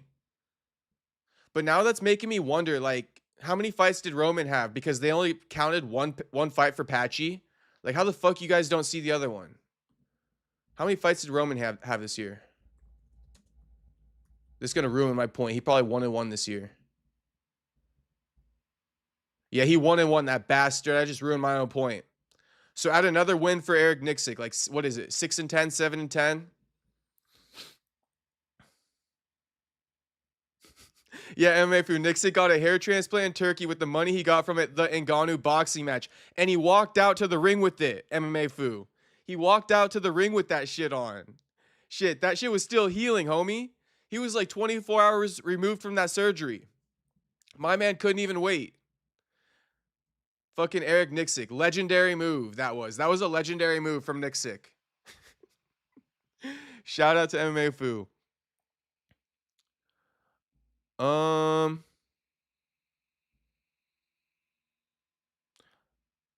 scrolling up to Miata Boy. He said, when they sign all these lower level fighters, these the chances. Maybe they sign another Ilya or Ethan. Both of these guys were signed on short notice. Yep, that's also that comes with it, Miata Boy. Obviously, you're going to get a couple of them that turn out to be big stars. Definitely a product of it for sure. Definitely. That definitely happens too. See, Pete says Eric low-key a meathead. Facts, though. What's your beef with Nicksick? Oh, he's just a terrible coach, Jacob. He's just a terrible coach. I mean, he never fought before. I mean, this is Eric Nicksick's story. He fought in the NFL. Or not, oh my God, hang on. He competed in college football. Who knows what division? But Eric Nicksick competed in college football. When he graduated college, okay, he wanted to take up jiu-jitsu as a hobby. So what did he do? He joined Extreme Couture. Okay, he was one of the first signups at Extreme Couture, right? He got his black belt at Extreme Couture. Never fought, though. Okay, so he got his black belt at an MMA gym and never fought. I mean, that in itself sounds weird as hell. Imagine getting a black belt in an MMA gym. Like, what the hell's going on there? A black belt in an MMA gym. Anyway, who was the coach from Extreme Couture who passed away? Robert Follis, right? Robert Follis was Eric Nicksick's mentor. Eric Nicksick wanted a job after he graduated. He was training at the gym. He got his black belt. So what does he do? He grifts into MMA coaching. Why? Because he's trying to make money. And I mean, that's fine, bro. But shit, if you're not really a coach, if this ain't really your profession, bro, and you just saw it as an opportunity to make money and grifted into it, then that's exactly what I'm going to call it. You're not a lifelong martial artist. You're not a Trevor Whitman. You're not a Henry Hooft. You're not a Javier Mendez. You're not a Abdul Nurmagomedov. Shall I name more? You feel me? You're none of these guys, man. And you're coaching fighters. Why? Because you want money. And it's like, I don't know, man. You're getting guys hurt in there. This is life points we're playing with, and you're just trying to get a quick buck off him. On top of that, look at his record. Listen to how he coaches fighters. It's ass, bro. And I hate how the commentary glazes the fuck out of it. Commentary and Ariel and all these bullshit ass people. They're like, wow, he's one of the best fucking people in the corner. Why? Because he uses hype words? He never gives one piece of fucking technique out there. He just like hypes up his fighters. Drops a couple of cuss words. That's what he does. Hypes up his fighter, drops a couple of cuss words, and sends him back out to get fucking killed. So that's why I don't like Nicksick, man. He ain't no Trevor Whitman. He ain't no motherfucking Javier Mendez. He ain't no Henry Hooft. Okay? He ain't shit. He ain't shit. And I'm not sorry for saying that either. I'm not sorry. Haha. I got cop. CP got cop as well. Moneyberg chins Nicksick. Shit. I bet you Moneyberg might sub his ass. And shit. You know what? Since I'm on my rant, let me pull up proof that Eric Nicksick's a bad fucking coach. And he's nothing but a grifter. Right? Because all this guy knows is jiu-jitsu, right? He a black belt in jiu-jitsu, right? From an MMA gym. Crazy work, though. Yup, Tavares CP. Oh, Brad Tavares and Chris Curtis. Okay, we'll take a look. CP, Eric is more motivation than tactics for sure. Yeah, bro, he a clown, dude. He a snake oil salesman. Okay? And I'm going to break this down for you guys real easy. Like I said, his best fucking thing is jiu-jitsu. He a black belt, right? From an MMA gym. Insanity, bro. Insanity. Okay, I'm gonna pull up this MMA training footage because everybody talking about Verhoeven. He left kickboxing. He's getting into MMA. Oh, God, he's about to get ruined by fucking Eric Nicksick. I'll tell you guys that much. Here it is. Pulled this shit up so quick. Snake oil salesman Nicksick jumping in here, clout chasing off Rico Verhoeven for a video and shit like that. Right? Clout chasing. He sees dollar signs. Eric Nicksick sees dollar signs. So he goes ahead and he starts fucking grooming Rico Verhoeven, giving him jiu-jitsu instructionals. Shit, I'm only a blue belt, okay? But I trained at a real jiu-jitsu gym with a real jiu-jitsu coach, a real world champion. Shout out Larcio Fernandez. Shout out Cobrina, okay? Real jits. And that's why I could coach an armbar better than this dip fuck who's a claimed fucking black belt. So let's see how bad he is at teaching armbar technique here.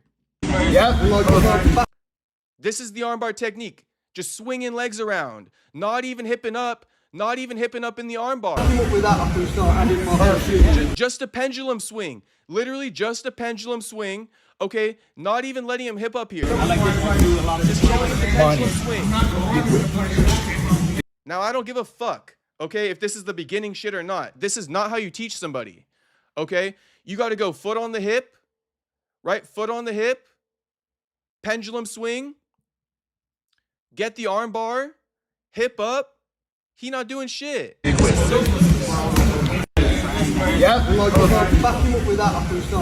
Also, you got to pull the arm across first, right? He not pulling the arms across that he wants to armbar. He's doing it all in one weird ass motion. The elbow's not even in.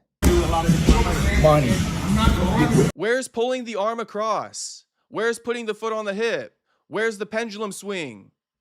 I mean, the only thing he's doing is a pendulum swing. But again, my man Eric Nicksick clout chasing, bro. He sees dollar signs with Rico Verhoeven. Yeah, I know I'm raging over here, but I had to get that out of the way. I absolutely had to. MMA Foo says owning an MMA gym in Vegas is a money printing machine.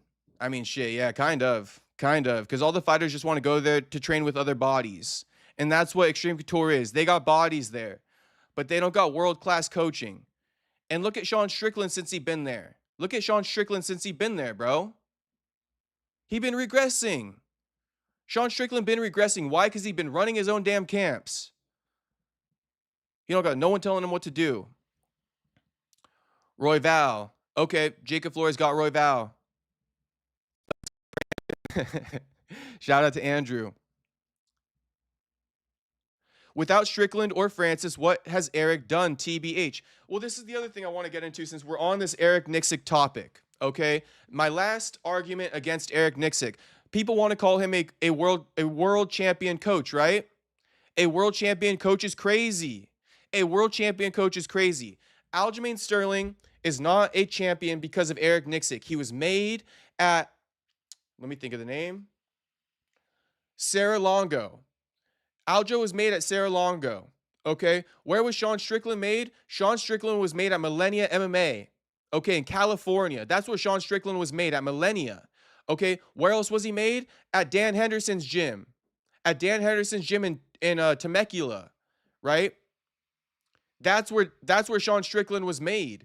Sean Strickland, even when he came to Vegas, who did he source out first? Syndicate MMA. The only reason why Sean Strickland trained and fell into Eric Nicksick's lap is because the head coach, John Wood, at Syndicate MMA was a little bit too overbearing for Sean Strickland. He was getting on Sean Strickland's ass for being late and stuff like that and bringing in training partners and showing up late to practices. And Sean Strickland said, fuck this shit. I'm just going to go over to Extreme Couture. Okay, so Sean Strickland was made somewhere else too. Francis Ngannou was made in France.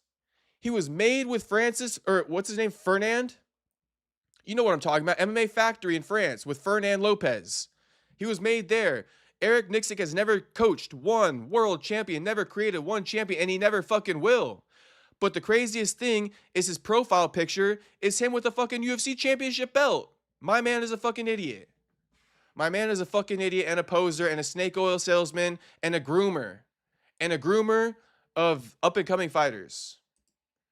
And that's all I got on Eric Nicksick. If I got more shit, I might fucking go off again, but that's what I got for now.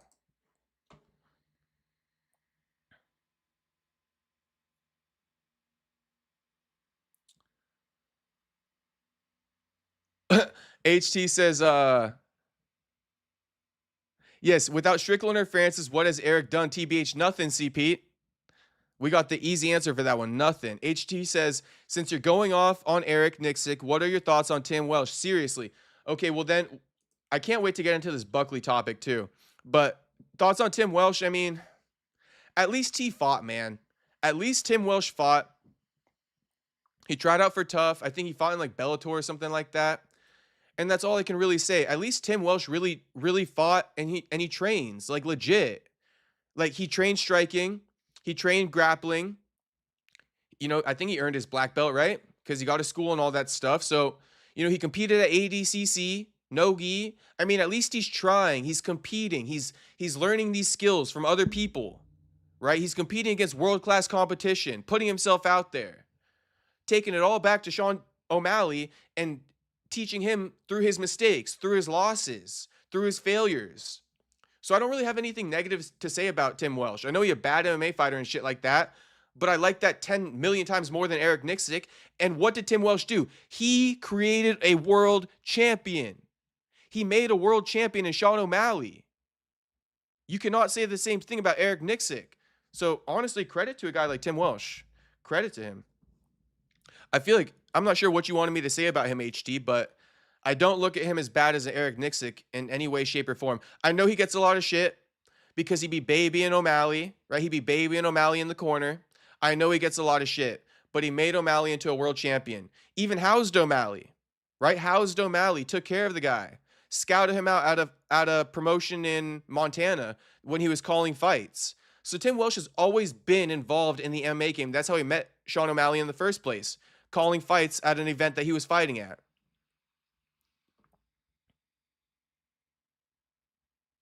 HT adding, I know he fought MMA in his early 20s, less than a year. The fights I seen Welch in are probably as bad as Demore fighting. Well, you got my take on it, HT. You got my take on that. We could look at Tim Welch's record. But, you know, Tim Welch also created his own school, right? Like, this is where I give people credit. Like, Tim Welch created a school, whatever the name of his jiu-jitsu gym is, all right? Off his own name, off his own merit, off of coaching a world champion in Sean O'Malley, right? Eric Nicksick could never create his own gym. Imagine Eric Nicksick creating his own gym and operating off his own name. The gig would be up. The gig would fucking be up. The gig would fucking be up. All right? I think there's fighters out there who go and, you know, seek out Tim Welch's gym and go train there.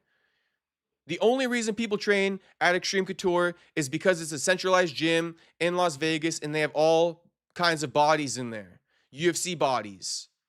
Not because nobody ever said, I'm going to go train. Nobody ever fucking said, I'm going to go train at Extreme Couture to learn from Eric Nicksick.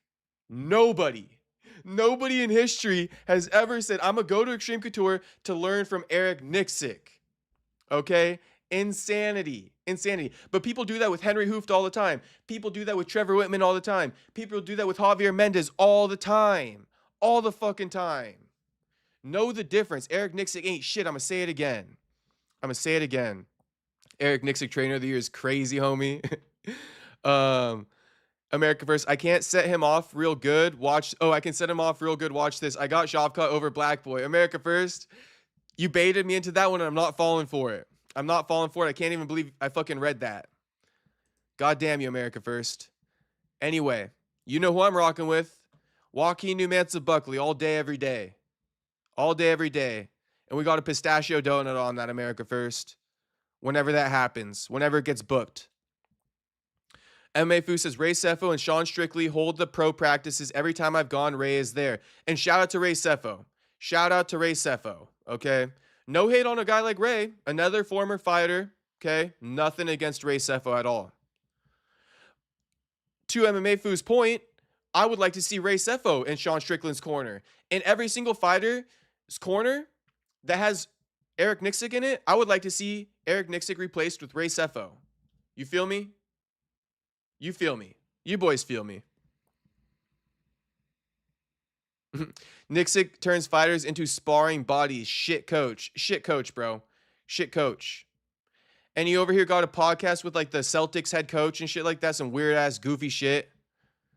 That's another thing. Eric Nicksick with the podcast and stuff. Like, bro. Grifter, man. You a fucking grifter. What's the name of it? Verse Us? Verse Us. He a grifter, homie.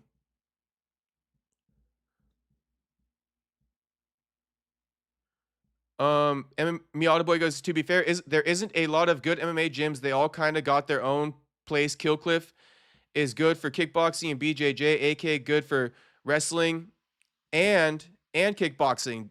Don't ever forget, Miata Boy. AKA is called American Kickboxing Academy. Yes, they're good at wrestling, but they also, Javier Mendez is a world champion kickboxer. So they got both. Okay?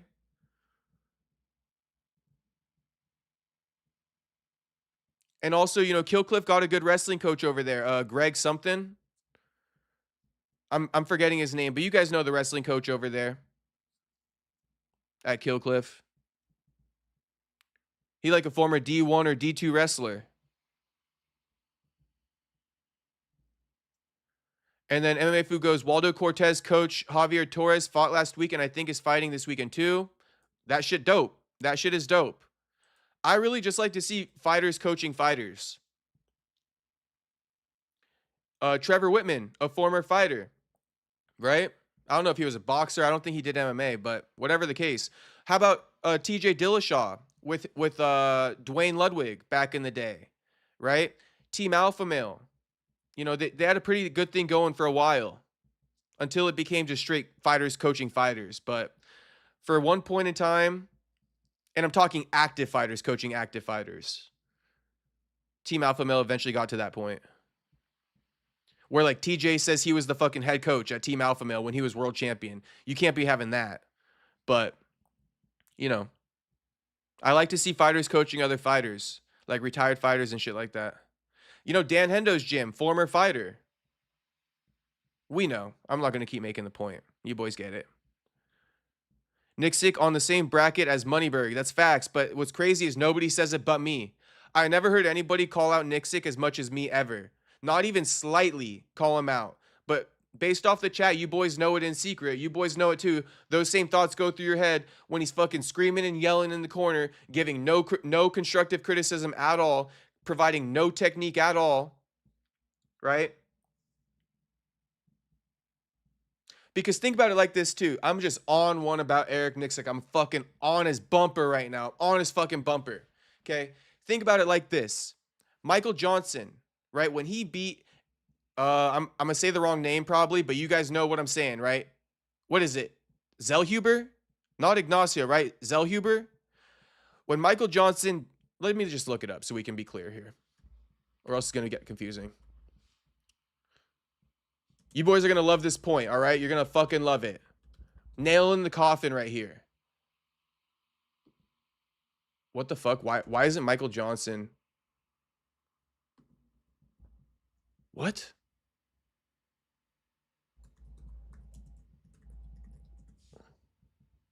Okay, here he is. Yeah, Zellhuber. Okay. When he fought Zellhuber and beat him, right? Who was Zellhuber's coach? Eric Nicksick, right? Eric Nicksick. Right. Could Eric Nicksick, let me put it like this. Michael Johnson beating his fighter's ass. Zellhuber. Okay? Michael Johnson could teach how to throw a jab better than Eric Nicksick, no? Michael Johnson could teach how to throw a jab better than Eric Nicksick, no? Okay, and to contrast that point, you could not say the same thing about Trevor Whitman. Trevor Whitman could teach how to throw a jab or counter a jab better than Michael Johnson. Okay? Javier Mendez could also do the same thing I just said. He could counteract Michael Johnson because he knows more.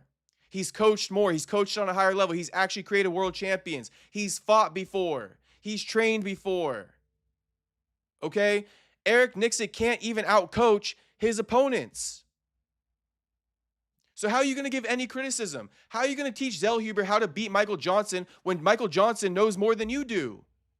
Is that sticking to you guys? How the fuck is Eric Nicksick going to teach Daniel Zellhuber how to beat Michael Johnson, right, when Michael Johnson knows more than Eric Nicksick? Michael Johnson knew more that fight than Daniel Zellhuber's head coach. That should never be a thing. That should never be a thing. But it is a thing with all of Eric Nicksick's fighters. Best believe that shit. Best believe that shit. Michael Johnson doesn't know more about boxing than Trevor Whitman. They're on the same level, if not Trevor Whitman above that a little bit because of the years he's been in the game, how long he's studied the game, the world champions he's coached, the world champions he's coached against and game planned for.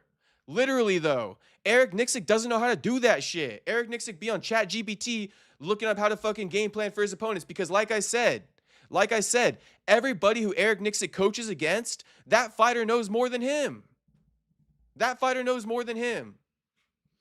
That's the nail in the coffin right there. That's the fucking nail in the coffin that you guys all need to know. If a fighter goes out there and they're not beating their opponent, there's no way Eric Nicksick going to help him.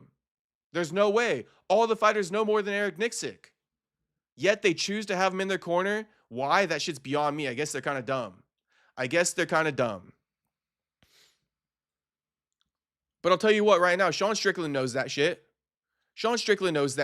That's why you see Sean Strickland don't listen to Eric Nicksick in the corner. Eric Nicksick be yapping, and Sean Strickland looking around, not paying attention. Why? Because that advice don't mean shit. He don't know nothing.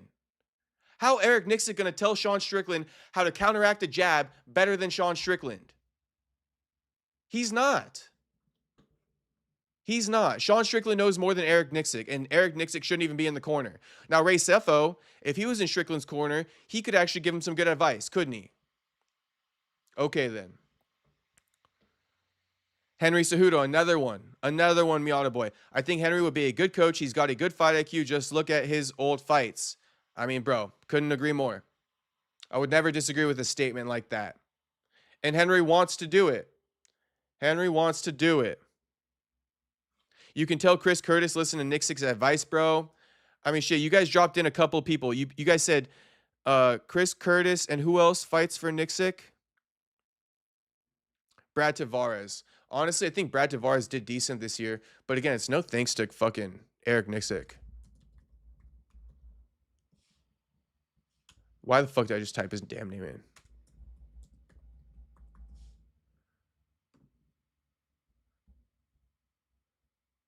Brad Tavares, 500 record this year too. And then you said Chris Curtis, right?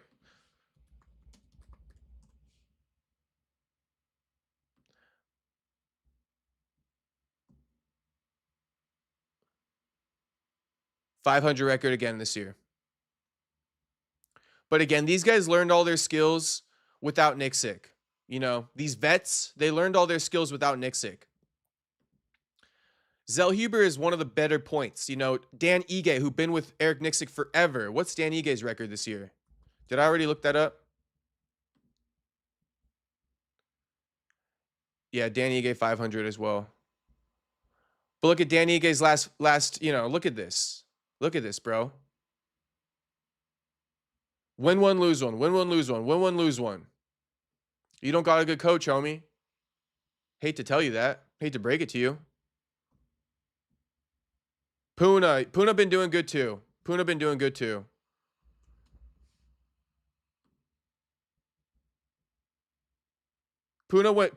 did the best. 2-0. We finally got one. 2-0. We finally got one.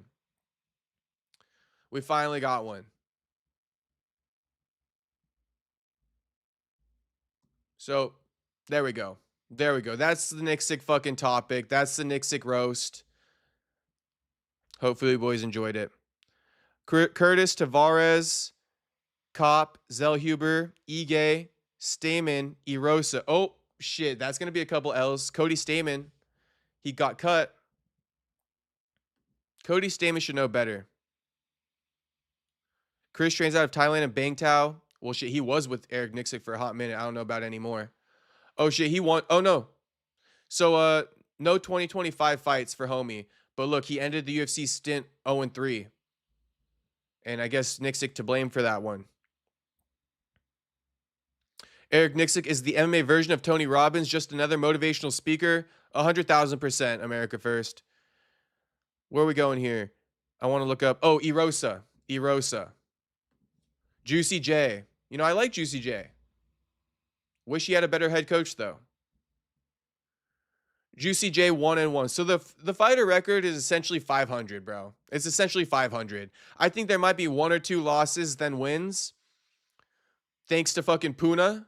Thanks to motherfucking Puna. The only non-500 fighter. But, yeah, man. Yeah, you guys get the point. Is that good, too? Like a 500 record as a UFC coach. Is that good? Like, fuck no, it's not good. Oh, Edmund. Yeah, you guys are right. Edmund, too.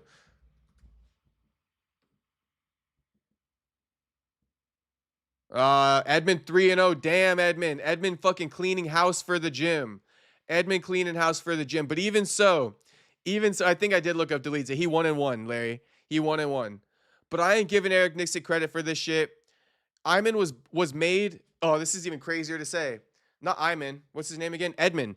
Edmund was made in Glendale with Ronda Rousey's coach, right? Whoever that dude's name is, I forget.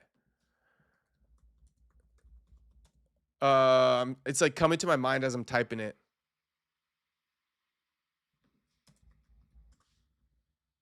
Edmund Taverdian. Edmund Shabazian was made by Edmund Taverdian. We all know that. See, the list goes on, man. These guys just end up there. They end up at Eric Nicksick's gym. It's like a motherfucking I don't know what you call it, like a dorm. They're like dorms. You feel me? Eric Nicksick's gym is like a fucking dorm, bro. It's just where fighters live when they move to Vegas. But that's not where they were ever made. Anyway, we got any other ones? Eric Nicksick is living rent-free in Brandon's head. Shout out Nicksick. When I get going on that topic, shit, it's hard to stop me. But I think we got to stop, and we got to look at Joaquin Buckley continuing to call out Shavkat. I mean, this man is on his fucking bumper, just like I'm on Eric Nicksick's bumper. Probably worse. Yeah, I already know that I'm coming back, bro. Probably worse. Probably worse. Yep, Edmund, we got you, MMA Foo. Shout out Edmund, 3-0. Same name. Oh, yeah, Edmund. Yeah, Edmund and Edmund and Edmund. Edmund and Edmund. Damn, MMA Foo. You fought his brother? You talking about Edmund Shabazian's brother? Or Edmund Taverdian? If Edmund Taverdian got a brother. Shout out MMA Foo. Head movement, yes, head movement. That's why I was like, I can't believe I'm using him as an example right now. What was I going to look up? Oh, yeah, Joaquin Buckley on motherfucking Shavkat's bumper like no tomorrow. Joaquin on Shavkat's bumper like no tomorrow. We're going to go over all the posts right now, starting with this one. He did two today, but one was towards Hamzat. The other one was towards Shavkat. Hamzat and Shavkat. Yeah, Miata boy, that's true. There's no secret there. The only reason there's a lot of people training out of that gym is because they are trying to be near the UFC PI. 100%, Miata boy. 100%, homie. Okay. Joaquin Buckley on Shavkat's bumper, bro. On his bumper. Damn, we're going to get copyrighted. Yeah, Shabazian. Damn, okay, MMA Foo. That's some good work, MMA Foo. The Shabazians are respected. Even if he had that rough patch for a little bit. Okay, Joaquin, Shavkat Rakhmonov. Oh, this is an old post. He brought this back. He did this last year. Anyway, he goes, Throwback Thursday. Black boy coming. UFC, no, I've been calling out Shavkat for over a year now. He has been. He's been calling out Shavkat since when Shavkat was booked to fight Wonder Boy. That's when it all started. Joaquin was calling him out saying, look, I'm ready to step in. Someone pulls out of that fight, I'm ready for it. That's where it all started with Buck and Shavkat. UFC, no, I've been calling him out for over a year now. He cheated death once in 2024, but nobody escapes fate twice. This time, the final destination is set. May Killcliff find peace. Another soldier will be put to rest in 2026, the big 2026, but the story won't end there. Shout out to the Killcliff killer, Joaquin Buckley. You see it right there. Hashtag KCK. Hashtag KCK. I love it. I love it. We got an acronym now too. Hashtag KCK.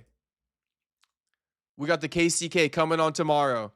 Interview coming tomorrow. Just stay ready for that shit, boys. It's going to be fucking hot fire. You already know it is. Look at his energy already. Check this one out. Buck was at the ATM today offering $50K to Hamzat to stay on the feet and not shoot a takedown in the first round of his first title defense.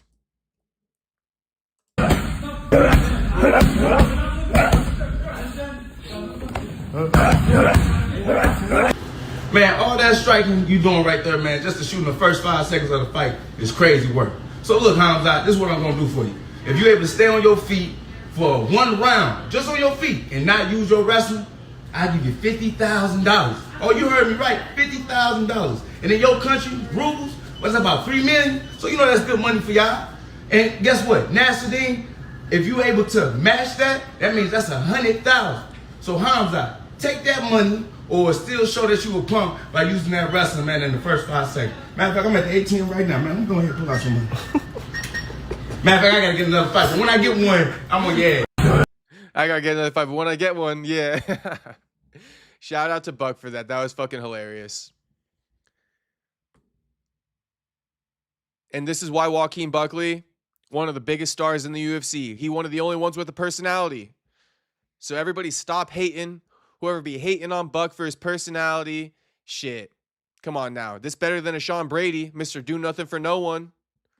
He had an opportunity, and he's gonna have to work his way back. I don't give a shit what the number says. He's gotta work his way back to that title shot. You can't fake this hard work. You can't fake this realness. This whole time since I've been in the UFC, man, since 2020, I've been grinding on my own. I've been figuring it out. I've been writing out the blueprint. A lot of people didn't believe it when they seen it, but I knew this was destined. I knew this was gonna come into fruition because I believed in God. God is my substance. God that gave me everything, and He provided me with everything. All these other dudes, man, they get everything around them given to them. I had to take everything that I had to build for, brick by brick, straight from the dirt, straight from the mud. That's why these boys not gonna beat me. And I don't care about that Usman fight. That man had to hold me down. But don't nobody want to fight with me toe to toe. And Shavkat, I heard you chirping, I heard you talking about black boy. I'ma show you that then, boy. I'ma show you where the fuck we come from. How long that we been struggling, how long we been deprived, but how long we still get up every single time we get knocked down and we run shit over. I'ma fuck you up and anybody else that want it. See, Shavkat, if you don't sign the motherfucker, somebody else gonna die. And I promise you that, dog. I'm burying everybody in the UFC and I ain't playing. We catching a body next time we step in that motherfucking cage. We catching a body. We catching a body. That's the type of timing Buck on right now. We catching a motherfucking body. Someone finna die. Someone finna die in that ring. All right? Never forget it. And I don't give a fuck what the numbers say. I don't give a fuck what the numbers say. This man, the biggest star in the welterweight division and one of the biggest stars in the promotion. I don't give a fuck what the numbers say. I don't give a fuck what the numbers say. Okay? No fucks. But this post got 5,000 likes. I don't give a fuck what the numbers say. This guy, the biggest star in the welterweight division. All right?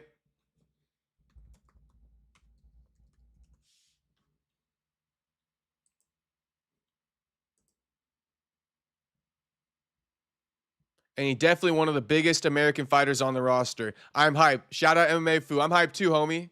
I'm about to run through a brick wall after listening to that. I could listen to that again, but I'm not going to do it.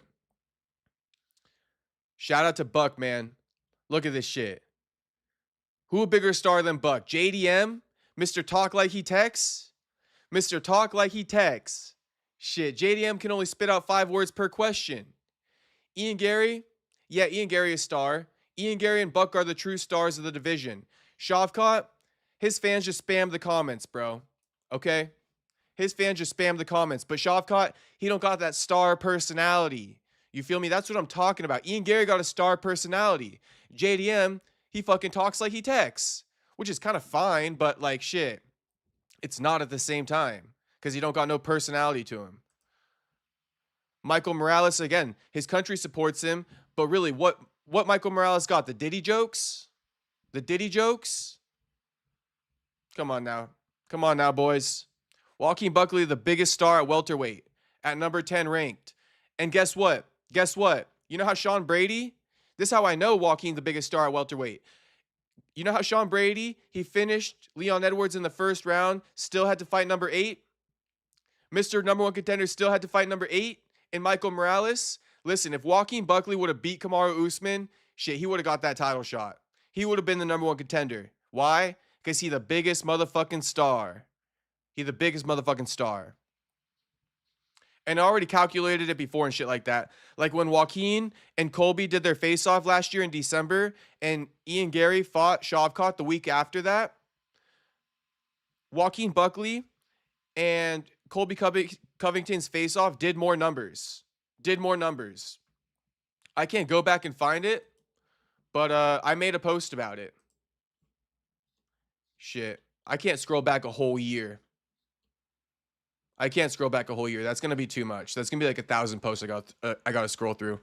But just believe me when I tell you, Joaquin fought Colby. The next week, Ian fought Shavkat.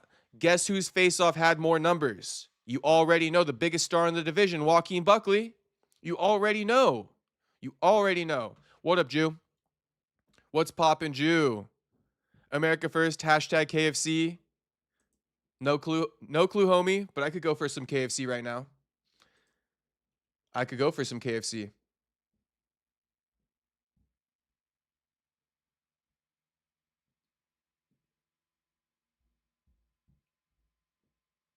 Even his retirement post was an ad. Goodbye, UFC. Thank you all for the overwhelming support this week. Go, get you a sticky on sticker mule.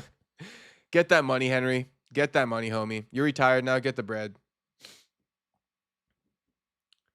Also, I didn't know Michael Johnson missed weight today.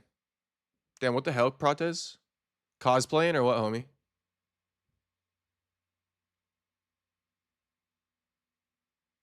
Oh, we also didn't talk about this in stream, but if anybody got any thoughts on it, also for the record, I haven't said this in a minute. Everybody take a moment to like the damn stream, boys. Like the stream just because I roasted fucking Eric Nicksick. If you enjoyed the Eric Nicksick roast, like the stream. If you're a returning viewer, if you're a new viewer, like that shit anyway. Now, what I was going to say, oh, and subscribe if you're not subscribed. Now, what I was going to say, Alex Volkanovski is not fucking leaving. Volk is not fucking leaving. We all thought this was his retirement fight. He not fucking leaving. I'm going to look up an article about it.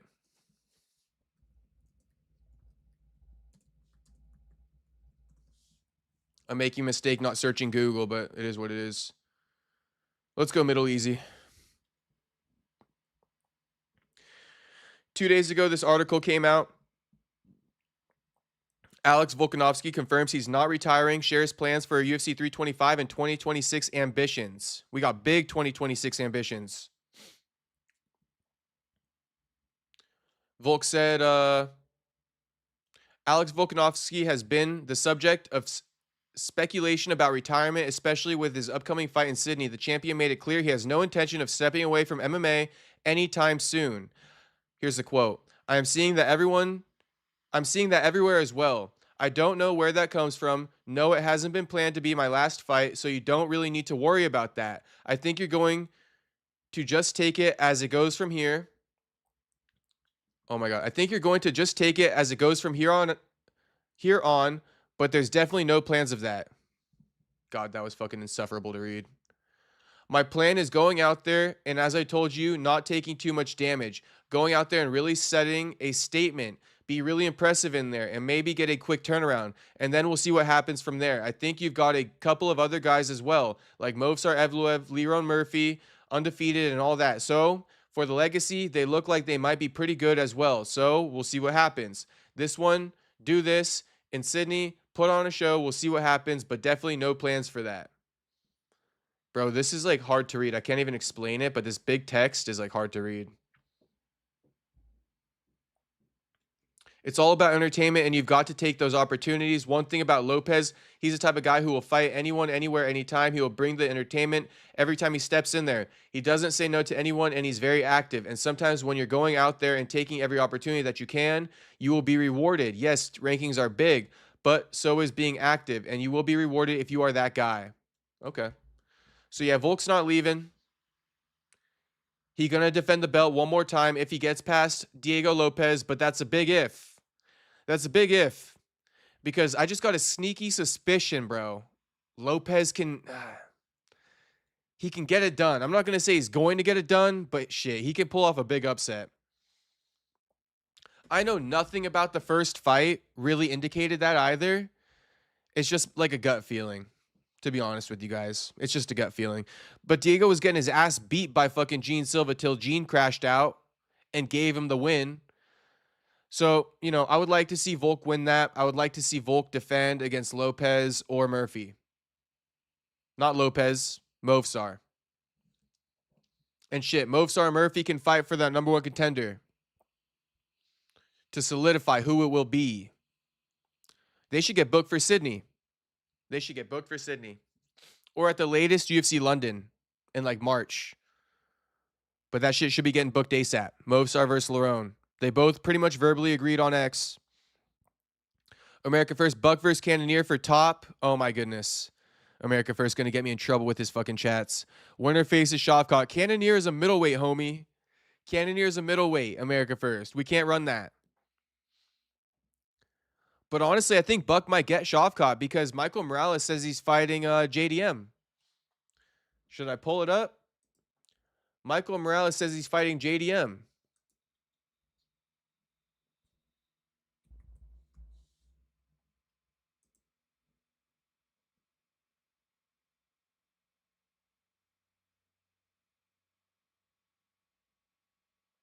Here it is.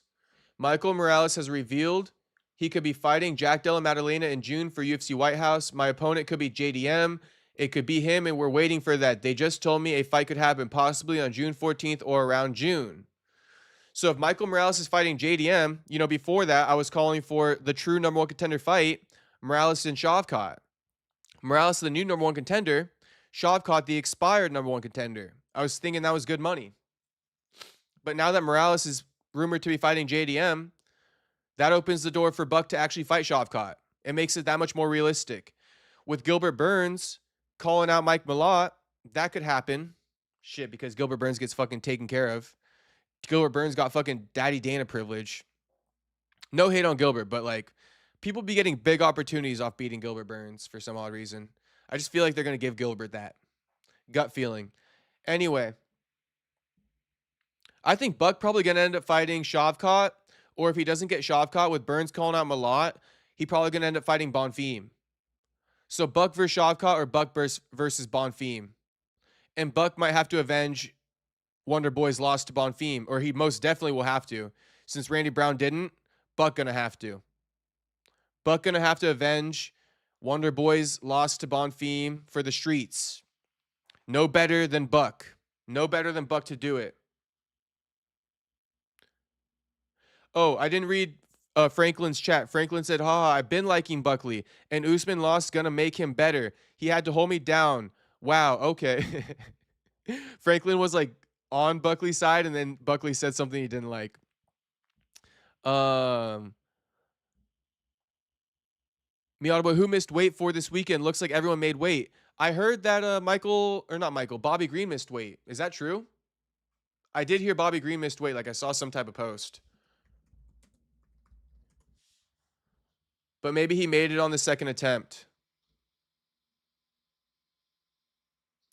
MMA Orbit usually has a good breakdown of the weight misses.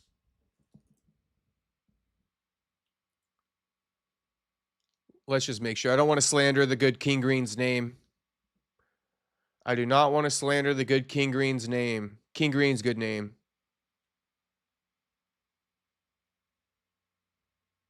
Oh, because it was a catch weight. Okay, so that makes sense. My bad. My bad. Yeah, Lance Gibson filled in on short notice for Bobby Green. They fought at a catch weight of 160. Gibson weighed in at 158. And I think Bobby did too, right around there. Good catch, Miata Boy. Thanks for catching that. Where Bobby at? Oh, yes. They both weighed in at 158 and a half. Green's off a week notice. Facts. Facts. Did he like have an original opponent or anything? Or like, what's the deal with that whole thing? I saw somebody posting like Bobby Green still looking for an opponent the week of the fight. Let's see what happened here.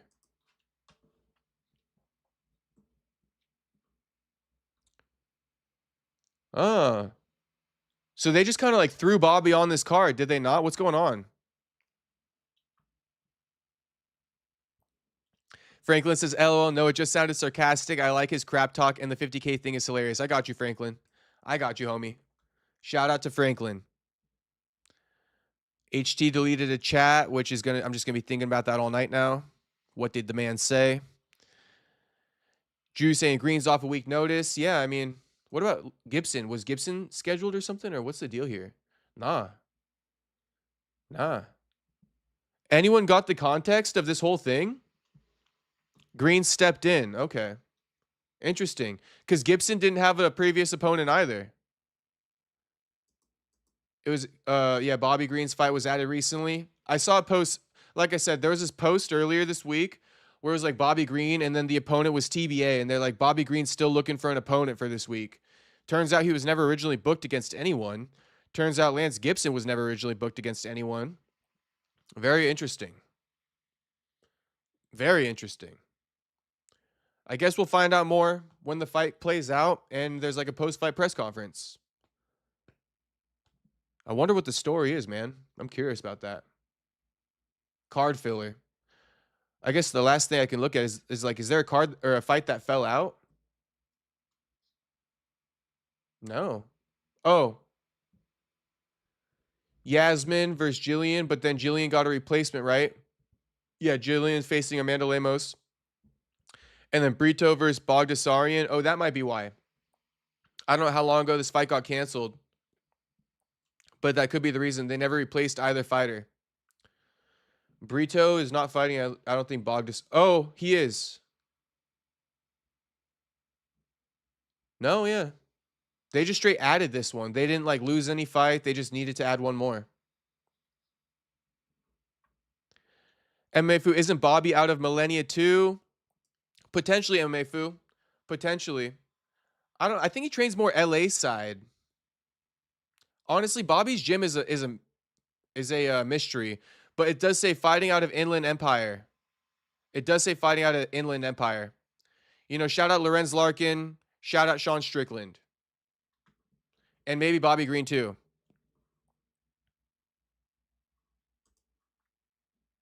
I'm sure Bobby has spent time there at Millennia.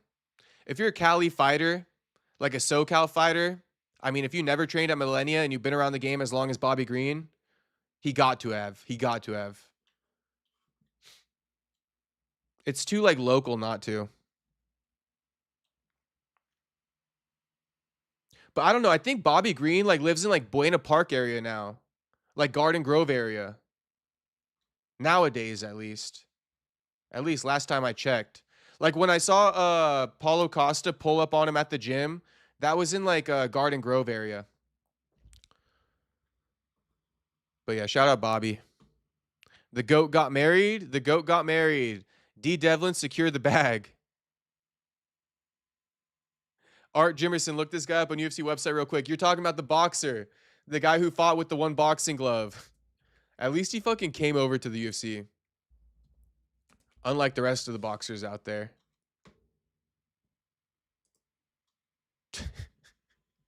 This what you want me to see, Miata boy? Is this what you wanted me to see, the boxing glove? Yeah, he fought Royce Gracie. Fought Royce Gracie. I think he passed away. He did pass away. So rest in peace. Rest in peace to this man. No disrespect, Mr. R. Jimerson. In fact, I just showed you respect because I said at least you stepped over into our arena. No boxers ever do. R. Jimerson, a legend. And I think he's from St. Louis. A St. Louis legend. A Midwest legend.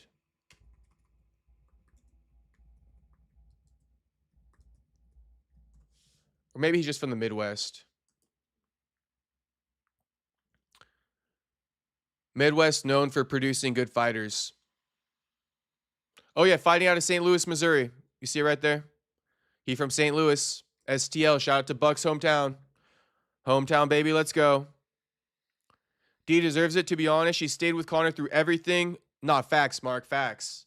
Facts, bro. She deserved that shit. She stuck it through. I don't even think she deserves a prenup. And I'm kind of a prenup guy. But shit, Dee Devlin been so loyal. Stuck through it thick and thin, bro. All the allegations, all the cases, all the drugs, all the women. She stuck through it all. Had 4 babies by him. Shit, Conor, no prenup. No prenup. She ain't never going to do him wrong. Unless she playing the long game. I think Jamal Hill's wifey might be playing the long game on that one. I think Jamal Hill's girl probably low-key mad, low-key embarrassed, but she's securing the bag. You feel me? She going to get him back one day. Jamal Hill's girl going to get him back one day for hitting on Joanna's grenade ass. That's a fact. That's what I think. Jamal Hill's girl playing it cool for now. She playing the long game. But they just moved into a new house. She plotting. She plotting on his ass for hitting on Joanna's ugly ass, bro. That shit's crazy. That shit's crazy. I still can't believe that Jamal hit on Joanna. Still can't believe it. Unbelievable. Unbelievable taste my man has. He trying to crack a former fucking female world champion. Insane. Mark Hatch goes, yeah, the long game is possible too. Where else is she going to find a multimillionaire? Yeah, she playing the long game. I think Dee played the long game and she not going to leave Conor. I think Jamal Hill's girl could be playing the long game and she finna leave him. Jamal Hill ain't no Conor now. I don't know if he was right by telling her. He might have been better off keeping that shit to himself. And then he posted the DMs and shit. Oh, messy. Messy. I wonder how his girl felt about that, reading those DMs. Shout out Jamal, though. He did nothing wrong. In my book. Art Jimerson tapped to a full mount. He did, Eric. He did. He did. Why you got to remind us? He did tap to a full mount. He got frustrated. I almost forgot about that. Why is bro's boxing glove like the size of his body? I don't know. I don't know, Miata boy. Some type of autograph type thing going on here. But shout out Art Jimerson. St. Louis GOAT. St. Louis GOAT. I think I covered all the topics on the day, though. Everybody like the stream one more time. Get it up to 25 if we can. I mean, shit. 25 always makes me happy. We could do a little doom scroll on X real quick. Let's do a little doom scroll for the boys. Oh, here's what we could talk about real quick. Anyone think that this is weird? I mean, just like doesn't really make sense to me. Okay. Here's what I tweeted on X. I'll read you the announcement and then I'll read you what I had to say. Oh, and we can also watch one more thing. We can watch one more thing if you guys want to.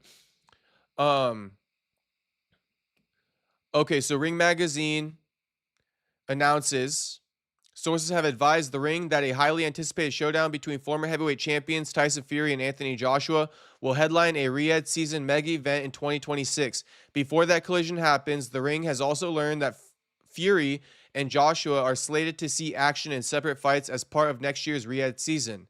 Bro, in other words, they're both going to fight tune-ups and then fight each other. And I say, if both guys need tune-ups before they fight each other, why not just fight each other first? I mean, why not just fight each other first? We've been down this road before. They've tried to set up fights. That's what they tried to do with Ryan and Devin Haney, and Ryan motherfucking lost to Rolly. Okay? It's happened before with other shit too. Happened before with other shit too. I want to say it happened with Fury once before in the past already. But this whole tune-up thing for both guys before they fight each other, it makes no sense. If both need a tune-up, just fight each other, goddammit. Gosh damn it. Gosh damn it. Miata Boy says, I think it would be dumb if Dee leaves Conor. You know she gets whatever she wants. She has a unlimited money glitch. No, I don't think she would leave Conor, Miata Boy. And that's why I said no prenup. She's sticking with him. She's not going to find anyone better than that. And Conor not going to find a golden retriever better than that. That is a golden retriever, boys, okay? We talking golden retrievers. We talking blueface. That is a golden retriever right there. Dee Devlin is the definition of a golden retriever. Okay? She may not be the hottest. She may not be the hottest. But she a motherfucking golden retriever, bro. Dee Devlin, a golden retriever. And that's why I think Jamal Hill's girl could do him dirty. Because Jamal Hill ain't no Conor. Jamal Hill ain't no Conor. Jamal Hill's girl gonna secure that little house that they just moved into and then dip. Forgot to mention Coach Oyama. Thank you, MA Food. That's another good one. Shout out to Coach Oyama, from South County, South Orange County in Irvine. Shout out to Coach Oyama. Colin Oyama, he coached a world champion too. Maybe a couple, but the first one coming to mind is obviously the Cookie Monster. The Cookie Monster. I forget her name right now, but the Cookie Monster. Coached by Team Oyama, Colin Oyama. Yeah, shout out to Timo Yama. Eric Nicksick could never, homie. Eric Nicksick could never. They tried to do AJ versus Wilder, and Wilder lost to Parker. Yes. Yes, Mark Hatch. It's happened multiple times for multiple different fights. Isn't Tyson and AJ washed? They're over the hill now, Miata boy. They just haven't really been, like, finished off yet. You feel me? They haven't been finished off yet, but they're pretty much finished off. Like, a couple more fights, they will be. That's why they're fighting each other, Miata boy. More wolf tickets, homie. More wolf tickets. Thinking again, you from OC, bro? Yes, sir. I'm from OC. South Orange County, like Laguna Beach area, homie. Lord of the Pies, Tyson only lost to Usyk, not washed. I mean, he on his way, Lord of the Pies. He on his way. That's why I said, like, he's not washed yet, but he on his way. You know? Like, yeah, he not really getting the washed narrative yet, but the next loss he suffers, or even if he wins and it's a lackadaisical performance, they're going to be like, he washed. You feel me? AJ is coming off a knockout loss, but people still have hope in him. And their hope will be fucking resurged if he flatlines Jake Paul. Shit, Jake Paul a dead man walking, but we all know he got a chance. He got a motherfucking chance, bro. Hey, MMA Foo, you got any opinion on that? Just curious how you see it going, because I've been saying, like, obviously, AJ, he should flatline Jake, right? He should flatline Jake. But here's what AJ battling. Coming off a knockout loss. How do you get knocked out? The right hand. What does Jake have? A right hand. Okay, 36 years old versus 28 years old. You know, age does play a factor at times, right? Also, and to cap it all off, AJ coming off a year of inactivity, and he coming off a surgery. So just curious, if you think like it's a lock-in for AJ, or do you see why Jake Paul kind of took this fight? Anyone else have a thought on that too? You guys can let me know. That's kind of how I'm seeing it. Like, yeah, you know, AJ should win on paper, bro. Carlos Esparza, yes, shout out Carlos Esparza, the Cookie Monster. Thinking again, nice. Greetings from North OC. Shout out, Thinking again. Welcome to the chat, homie. Good to see you in here. Shout out to OC. We coming. OC coming on the map. We've been fucking, nobody knows about us, but OC coming. We putting OC on the map. People know LA more than OC, but we coming. OC better. You feel me? OC better. If you know, you know. OC better. I think MMA Fu lives in LA, though, if I'm not mistaken. Maybe LA County. But yeah, I was just going to do a doom scroll.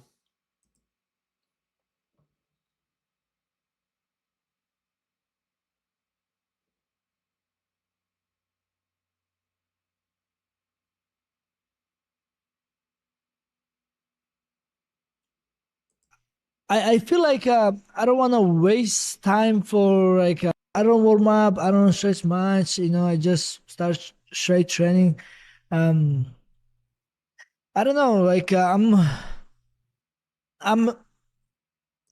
MMA Fu, he struggled with Ngannou. He did. Wait. AJ struggled with Ngannou? He like flatlined his ass.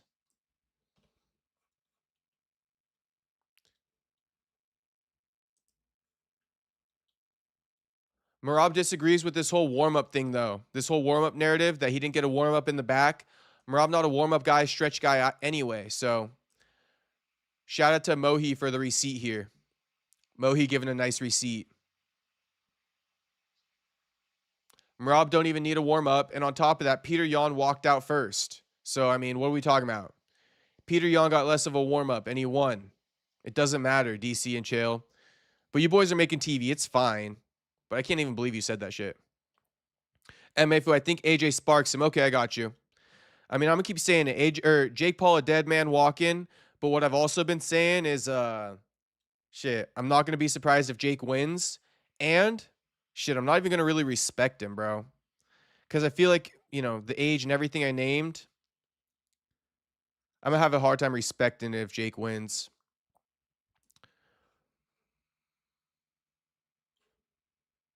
Let's do a poll. Let's do a poll. Who we got in the main event tomorrow? Roy Val or Cop?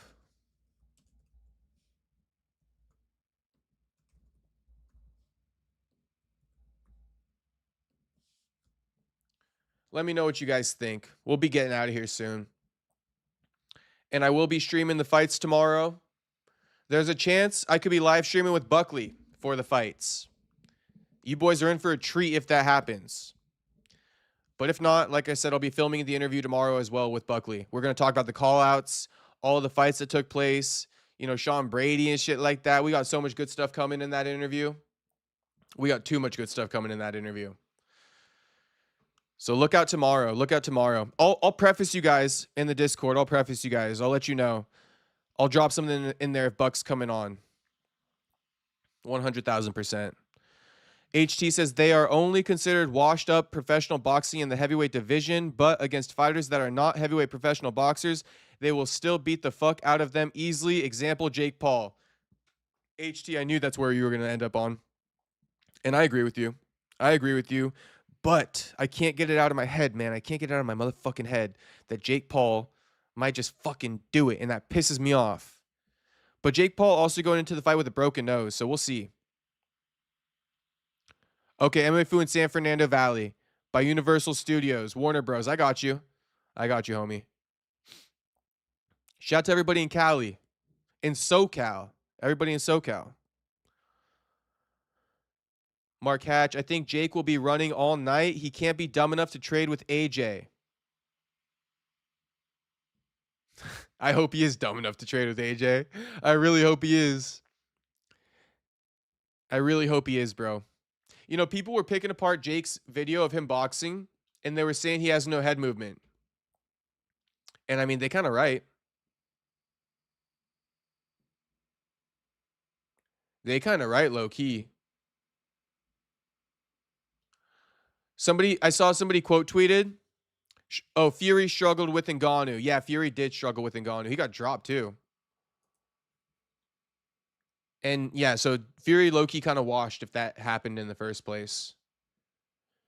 Somebody quote tweeted this post and they said, what if I told you Jake Paul's head didn't move once in the bottom video?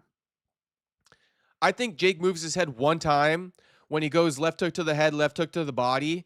He kind of slips when he goes left hook to the body. Other than that, though, yeah, he didn't move his head at all. Now, do you have to necessarily when you're on the bag like this? I don't know. I don't necessarily think so. You know, I don't necessarily think so, but you know, take a look. Jake didn't move his head at all. Make of it what you will. I don't know. I think you should be moving your head a little bit, but I'm trying to think about like how Floyd looks when he's on the heavy bag. Does he be moving his head a lot?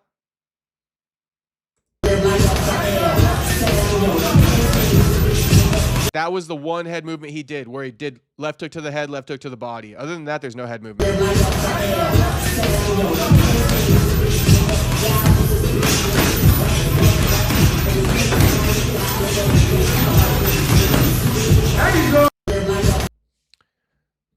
Yeah, so that's that.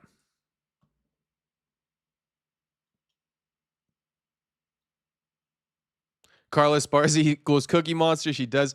Miata Boy says AJ hasn't fought 15 months off and was KO'd 2 times, one in 2019 and 2024. He will be fine. I think he will be. I'm just overthinking it. I'm probably just overthinking it, boys. But shit. If Jake Paul knocks his ass out, you're going to think of me. You're definitely going to think of me. You're going to be like, damn, he fucking called that shit.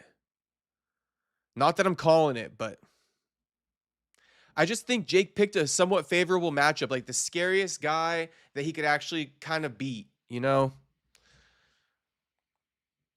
Dylan, sub Castro. What up, Dylan? What up, Dylan? You missed my Eric Nicksick roast, homie. But you can always catch it on the rewind.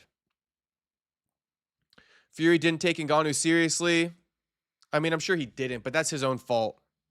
Nobody blamed but himself for that. America First says, AJ will win by decision. Can't make Jake Paul kiss the mat.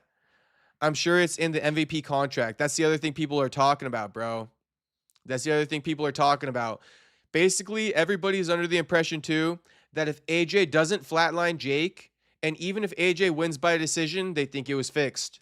They think that was a contractual agreement. And someone even brought it up in the chat last night when I was questioning, being like, why did Francis turn down the fucking money for Jake Paul? He fought Joshua, he fought Fury, and he turns down the bag for Jake Paul? Like, that's the culmination of your work right there. That's an easy fight for you, right? Compared to AJ, compared to Fury, for a fucking big-ass bag, probably the biggest bag. Turn that shit down. Somebody in the chat says, what if he turned it down because it was in the contract that he has to lose? Shit, maybe. I'm not going to rule it out. I'm not going to fucking rule it out. Could have been. Dylan says, you think Paul is going to make Joshua go Jigma? Jig my balls. Jig my balls. AJ going to make Paul jig his balls for sure. AJ going to have Joshua or Jake Paul jig his balls for sure, Dylan. 100,000%. We rocking with AJ, but we skeptical of Jake. We rocking with AJ, but we skeptical of Jake. Shout out to Dylan for the fucking Jigma joke.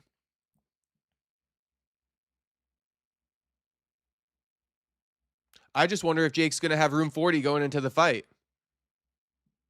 You know? Mark Hatch says Wilder would have been a better choice for Jake. AJ is still an Olympic gold former champ.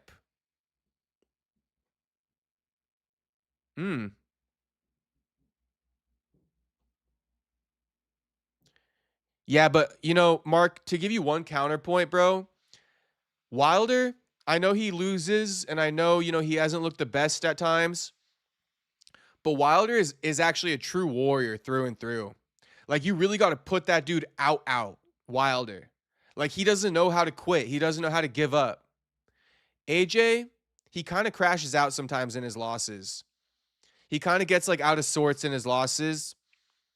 Wilder, I know he fucking, you know, he says crazy shit sometimes, but Wilder really doesn't know how to quit. He fucking is a warrior, bro, through and through. I think that might be why Jake didn't take Wilder. Also, he had the fight with Chisora already booked, Mark Hatch. At least I think. He'd been facing off with him and shit. Maybe he's fighting him soon. When's Deontay fighting Chisora? Is that this week?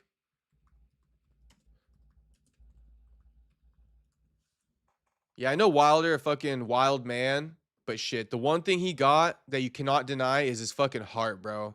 He never gave up in that ring, ever. Ever. I don't know. They're not even showing that he's fighting Chisora on his box rec. Who the fuck knows? Yeah, that's a fair point. AJ is mentally weak, kinda compared to Wilder. Let me see. Wilder versus Chisora. Mark Hatch, no, Wilder is fighting with Usyk. I saw somebody drop that. Then why the fuck is he facing off with Chisora? Like, what's going on here?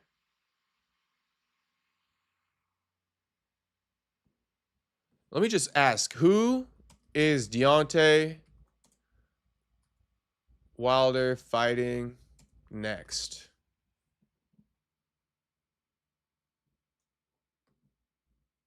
Okay, Mark, I'll take your word for it, homie. I clearly don't know what the fuck's going on with Deontay at the moment. Apparently, Deontay has some box office Riz. What a headline. That's why unified heavyweight world champion Alexander Usyk has handpicked the Bronze Bomber as his next opponent after the WBC ruled that Usyk can make a voluntary title defense. Okay. All right, let's get money. So this ain't booked or anything like that, though. But okay. If Usyk gets a voluntary defense and he chose Wilder, there's literally nothing going to stand in their way. Wilder not going to duck it. Dylan asking if I like eating pudding. Why do I think it's something like putting nuts in these mouth or something like that? But shit, to be honest with you, Dylan, I'm going to keep it a buck. Shit. I've enjoyed a few snack packs in my day. All right. Shout out to Snack Pack. You guys know the snack packs? Come on now. Who knows Snack Pack? The chocolate pudding cup? Shit, I used to indulge in those all the fucking time. My mom used to keep the house stocked with snack packs. You feel me? Shout out to motherfucking snack packs, bro. I haven't had those in a minute. In a minute, bro. I haven't had a snack pack. Shit, I could go for one right now. I'd be eating the fucking Chobani yogurts instead. Maturing is going from snack packs at night to Chobani yogurts, boys. That's maturing right there. Going from snack pack to Chobani yogurt. Mark Hatch says it'll probably happen in the summer. Okay. Damn, we gotta wait for that shit. It's fucking December right now. May would be nice. April would be nice. Oh, Miata Boy goes, I think Royval might win by split decision, but you know Cobb does have good power, but Royval is offbeat and Cape keeps a beat. Yeah, it could go one of two ways. It's going to be that Joshua Van Royval fight, right? Or Royval going to overwhelm Cobb and Cobb not going to be able to ever get started in the fight. Cobb going to keep getting like knocked off beat, off rhythm, like you're saying, Miata Boy. Keep having to reset, you feel me? So we'll see. Like I said before, I'm leaning towards Cobb a little bit just because of that Joshua Van performance. But we'll see. We shall see. And then you also said, MMA Guru said that he thinks Francis is on a cycle. That's why he didn't take the fight. That would make sense. Ah, shit. That's a good conspiracy for damn sure. No way to prove it at this point in time. But, you know, Francis, you know, he could do some shit like that. I wouldn't fucking doubt it. I wouldn't put it past him at all. Especially with the depression he's been going through. His body got to be taking a toll.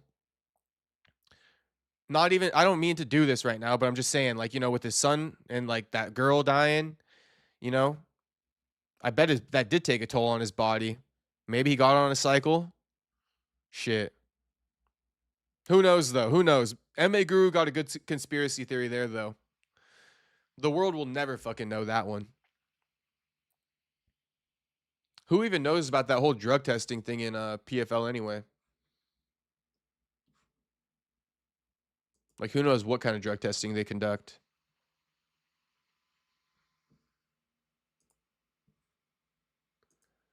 Anything else on X? Doesn't look like it.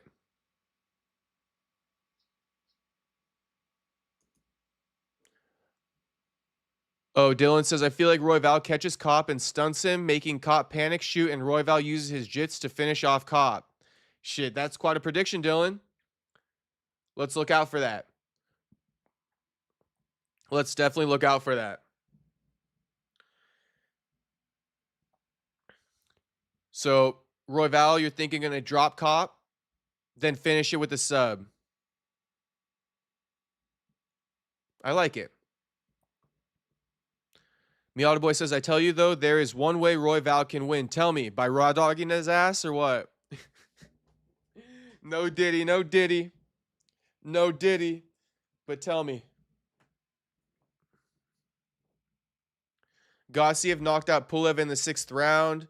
I did see a little highlight of that on X, but I just scrolled past it.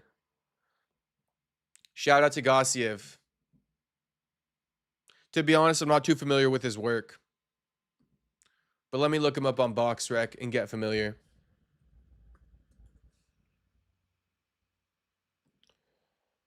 I don't know who needs to know this, but BoxRec don't got nothing on Tapology. Like nothing. Tapology better.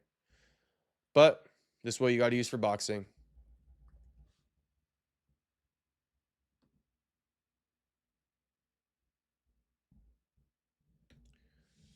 Gassiev knocked out Pulev in the 6th, 33-2. Okay. Okay, so he fought, like, the biggest name he's fought is Usyk. Shit, make him fight an American guy that we know. Or, I mean, not even an American, but, like, just a name that we know, like an AJ, a Fury, you know, a Wilder.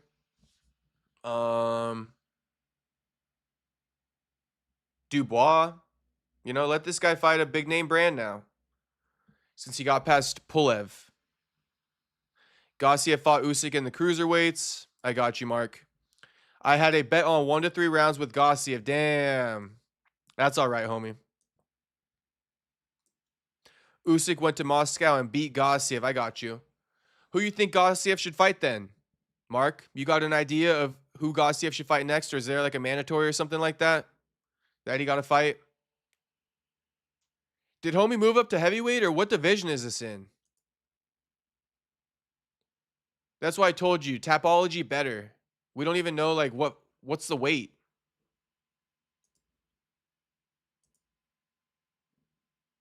Here it is, bout. Heavyweight. Okay, so he's up in heavyweight too now. So he can fight a heavyweight. Yeah, shit, give him a name brand.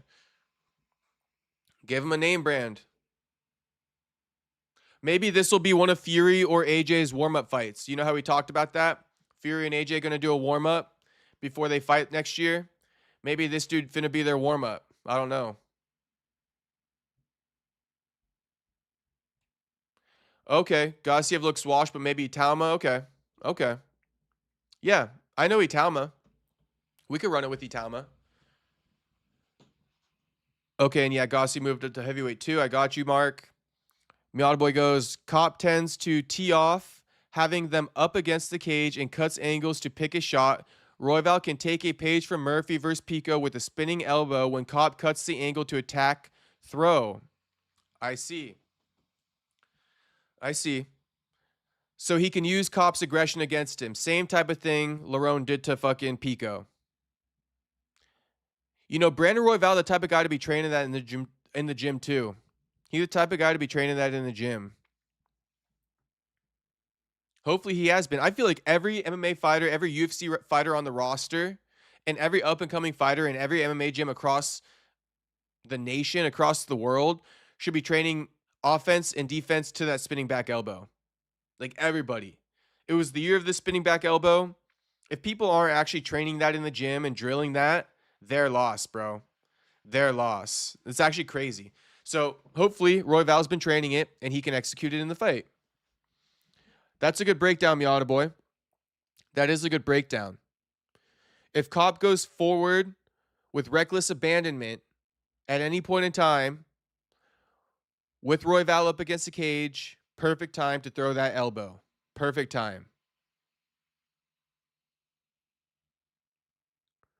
Who wins, Labubu guy or Ased? Dylan. Shit, Ased gonna beat that guy's ass. Ased gonna beat his ass. Shout out Labubu guy. I walked by him today on my way to the car. Mark Hatch goes, Fury would beat Gaziev easily. That's possible. Then AJ versus Fury for the WBA regular belt. Okay. Yeah, we could see that then. A little tune-up. A little tune-up for him. Give Gaziev an opportunity to spoil the fucking party. Dylan goes, Royval did land a nasty spinning elbow on Kai Kara France. Perfect. So we got that shit already drilled. We got that shit already drilled then. Let's go. Could give away another main event upset. Okay, Franklin. Yeah, I think Royval a pretty big underdog, so throw some money on Royval.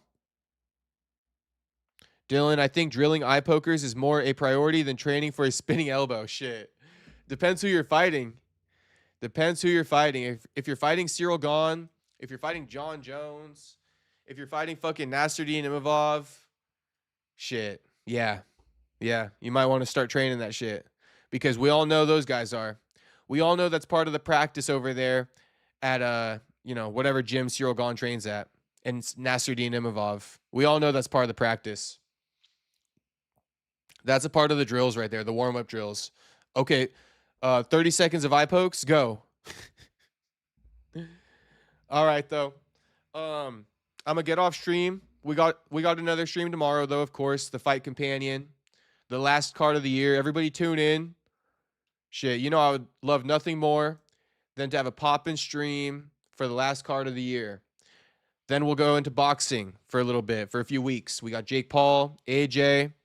We got Andrew Tate, Chase Demore. Tony Ferguson also going to be on that card. So shit.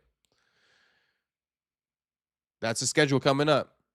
But, you know, we live streaming every day. So everybody tapped in right now. Subscribe if you're not subscribed. Like the video. If you haven't liked it already, just run up the likes for the end of the stream. And let's read Miata Boy's last chat. Elbow Cop has to stay in range as the shorter fighter He has to be in elbow range at all times. Royval has the range advantage. Okay. So Cop has to stay in range as the shorter fighter. He has to be in elbow range at all times. Royval has the range advantage. Yeah, with Royval having the range advantage, that'll work towards his favor. He could even catch Cop as he exits or something like that if he got enough range on his ass. But all right, we will see tomorrow. We will see tomorrow. We got 2 predictions. Miata Boy predicting potential spinning back elbow from Royval, which would be crazy. And we got Dylan predicting Royval potentially dropping Cop, then running and sub on his ass. So 2 predictions, both involving Royval winning. And as I end this poll here, Royval, 58%. Run up the votes real quick if you guys want to. I'm going to end it right now, though. Like 5, 4, 3, 2, 1. Okay. So we had 12 votes on that. And looks like 58% picked Royval. All right, boys. We'll be live streaming tomorrow. So tap in tomorrow, everyone. Thanks for tapping in and sticking with me the whole stream. Peace out, everybody. Miata Boy, Dylan, Franklin, Mark, fucking MMA Foo, HT, Jacob Flores. Shout out my fucking high school homie. Shout out fucking America First. Shout out to Tuxedo Mask, as always, if you still in here, homie. Shout out to Local Boy, OC Boy, Thinking Again. Lord of the Pies, always dropping in. AJD, Eric Gould. All of you boys, shout out. Shout out. Oh, Jew, what up, Jew? Yeah, Jew dropped in the chat too. Everybody. Larry was in the chat today.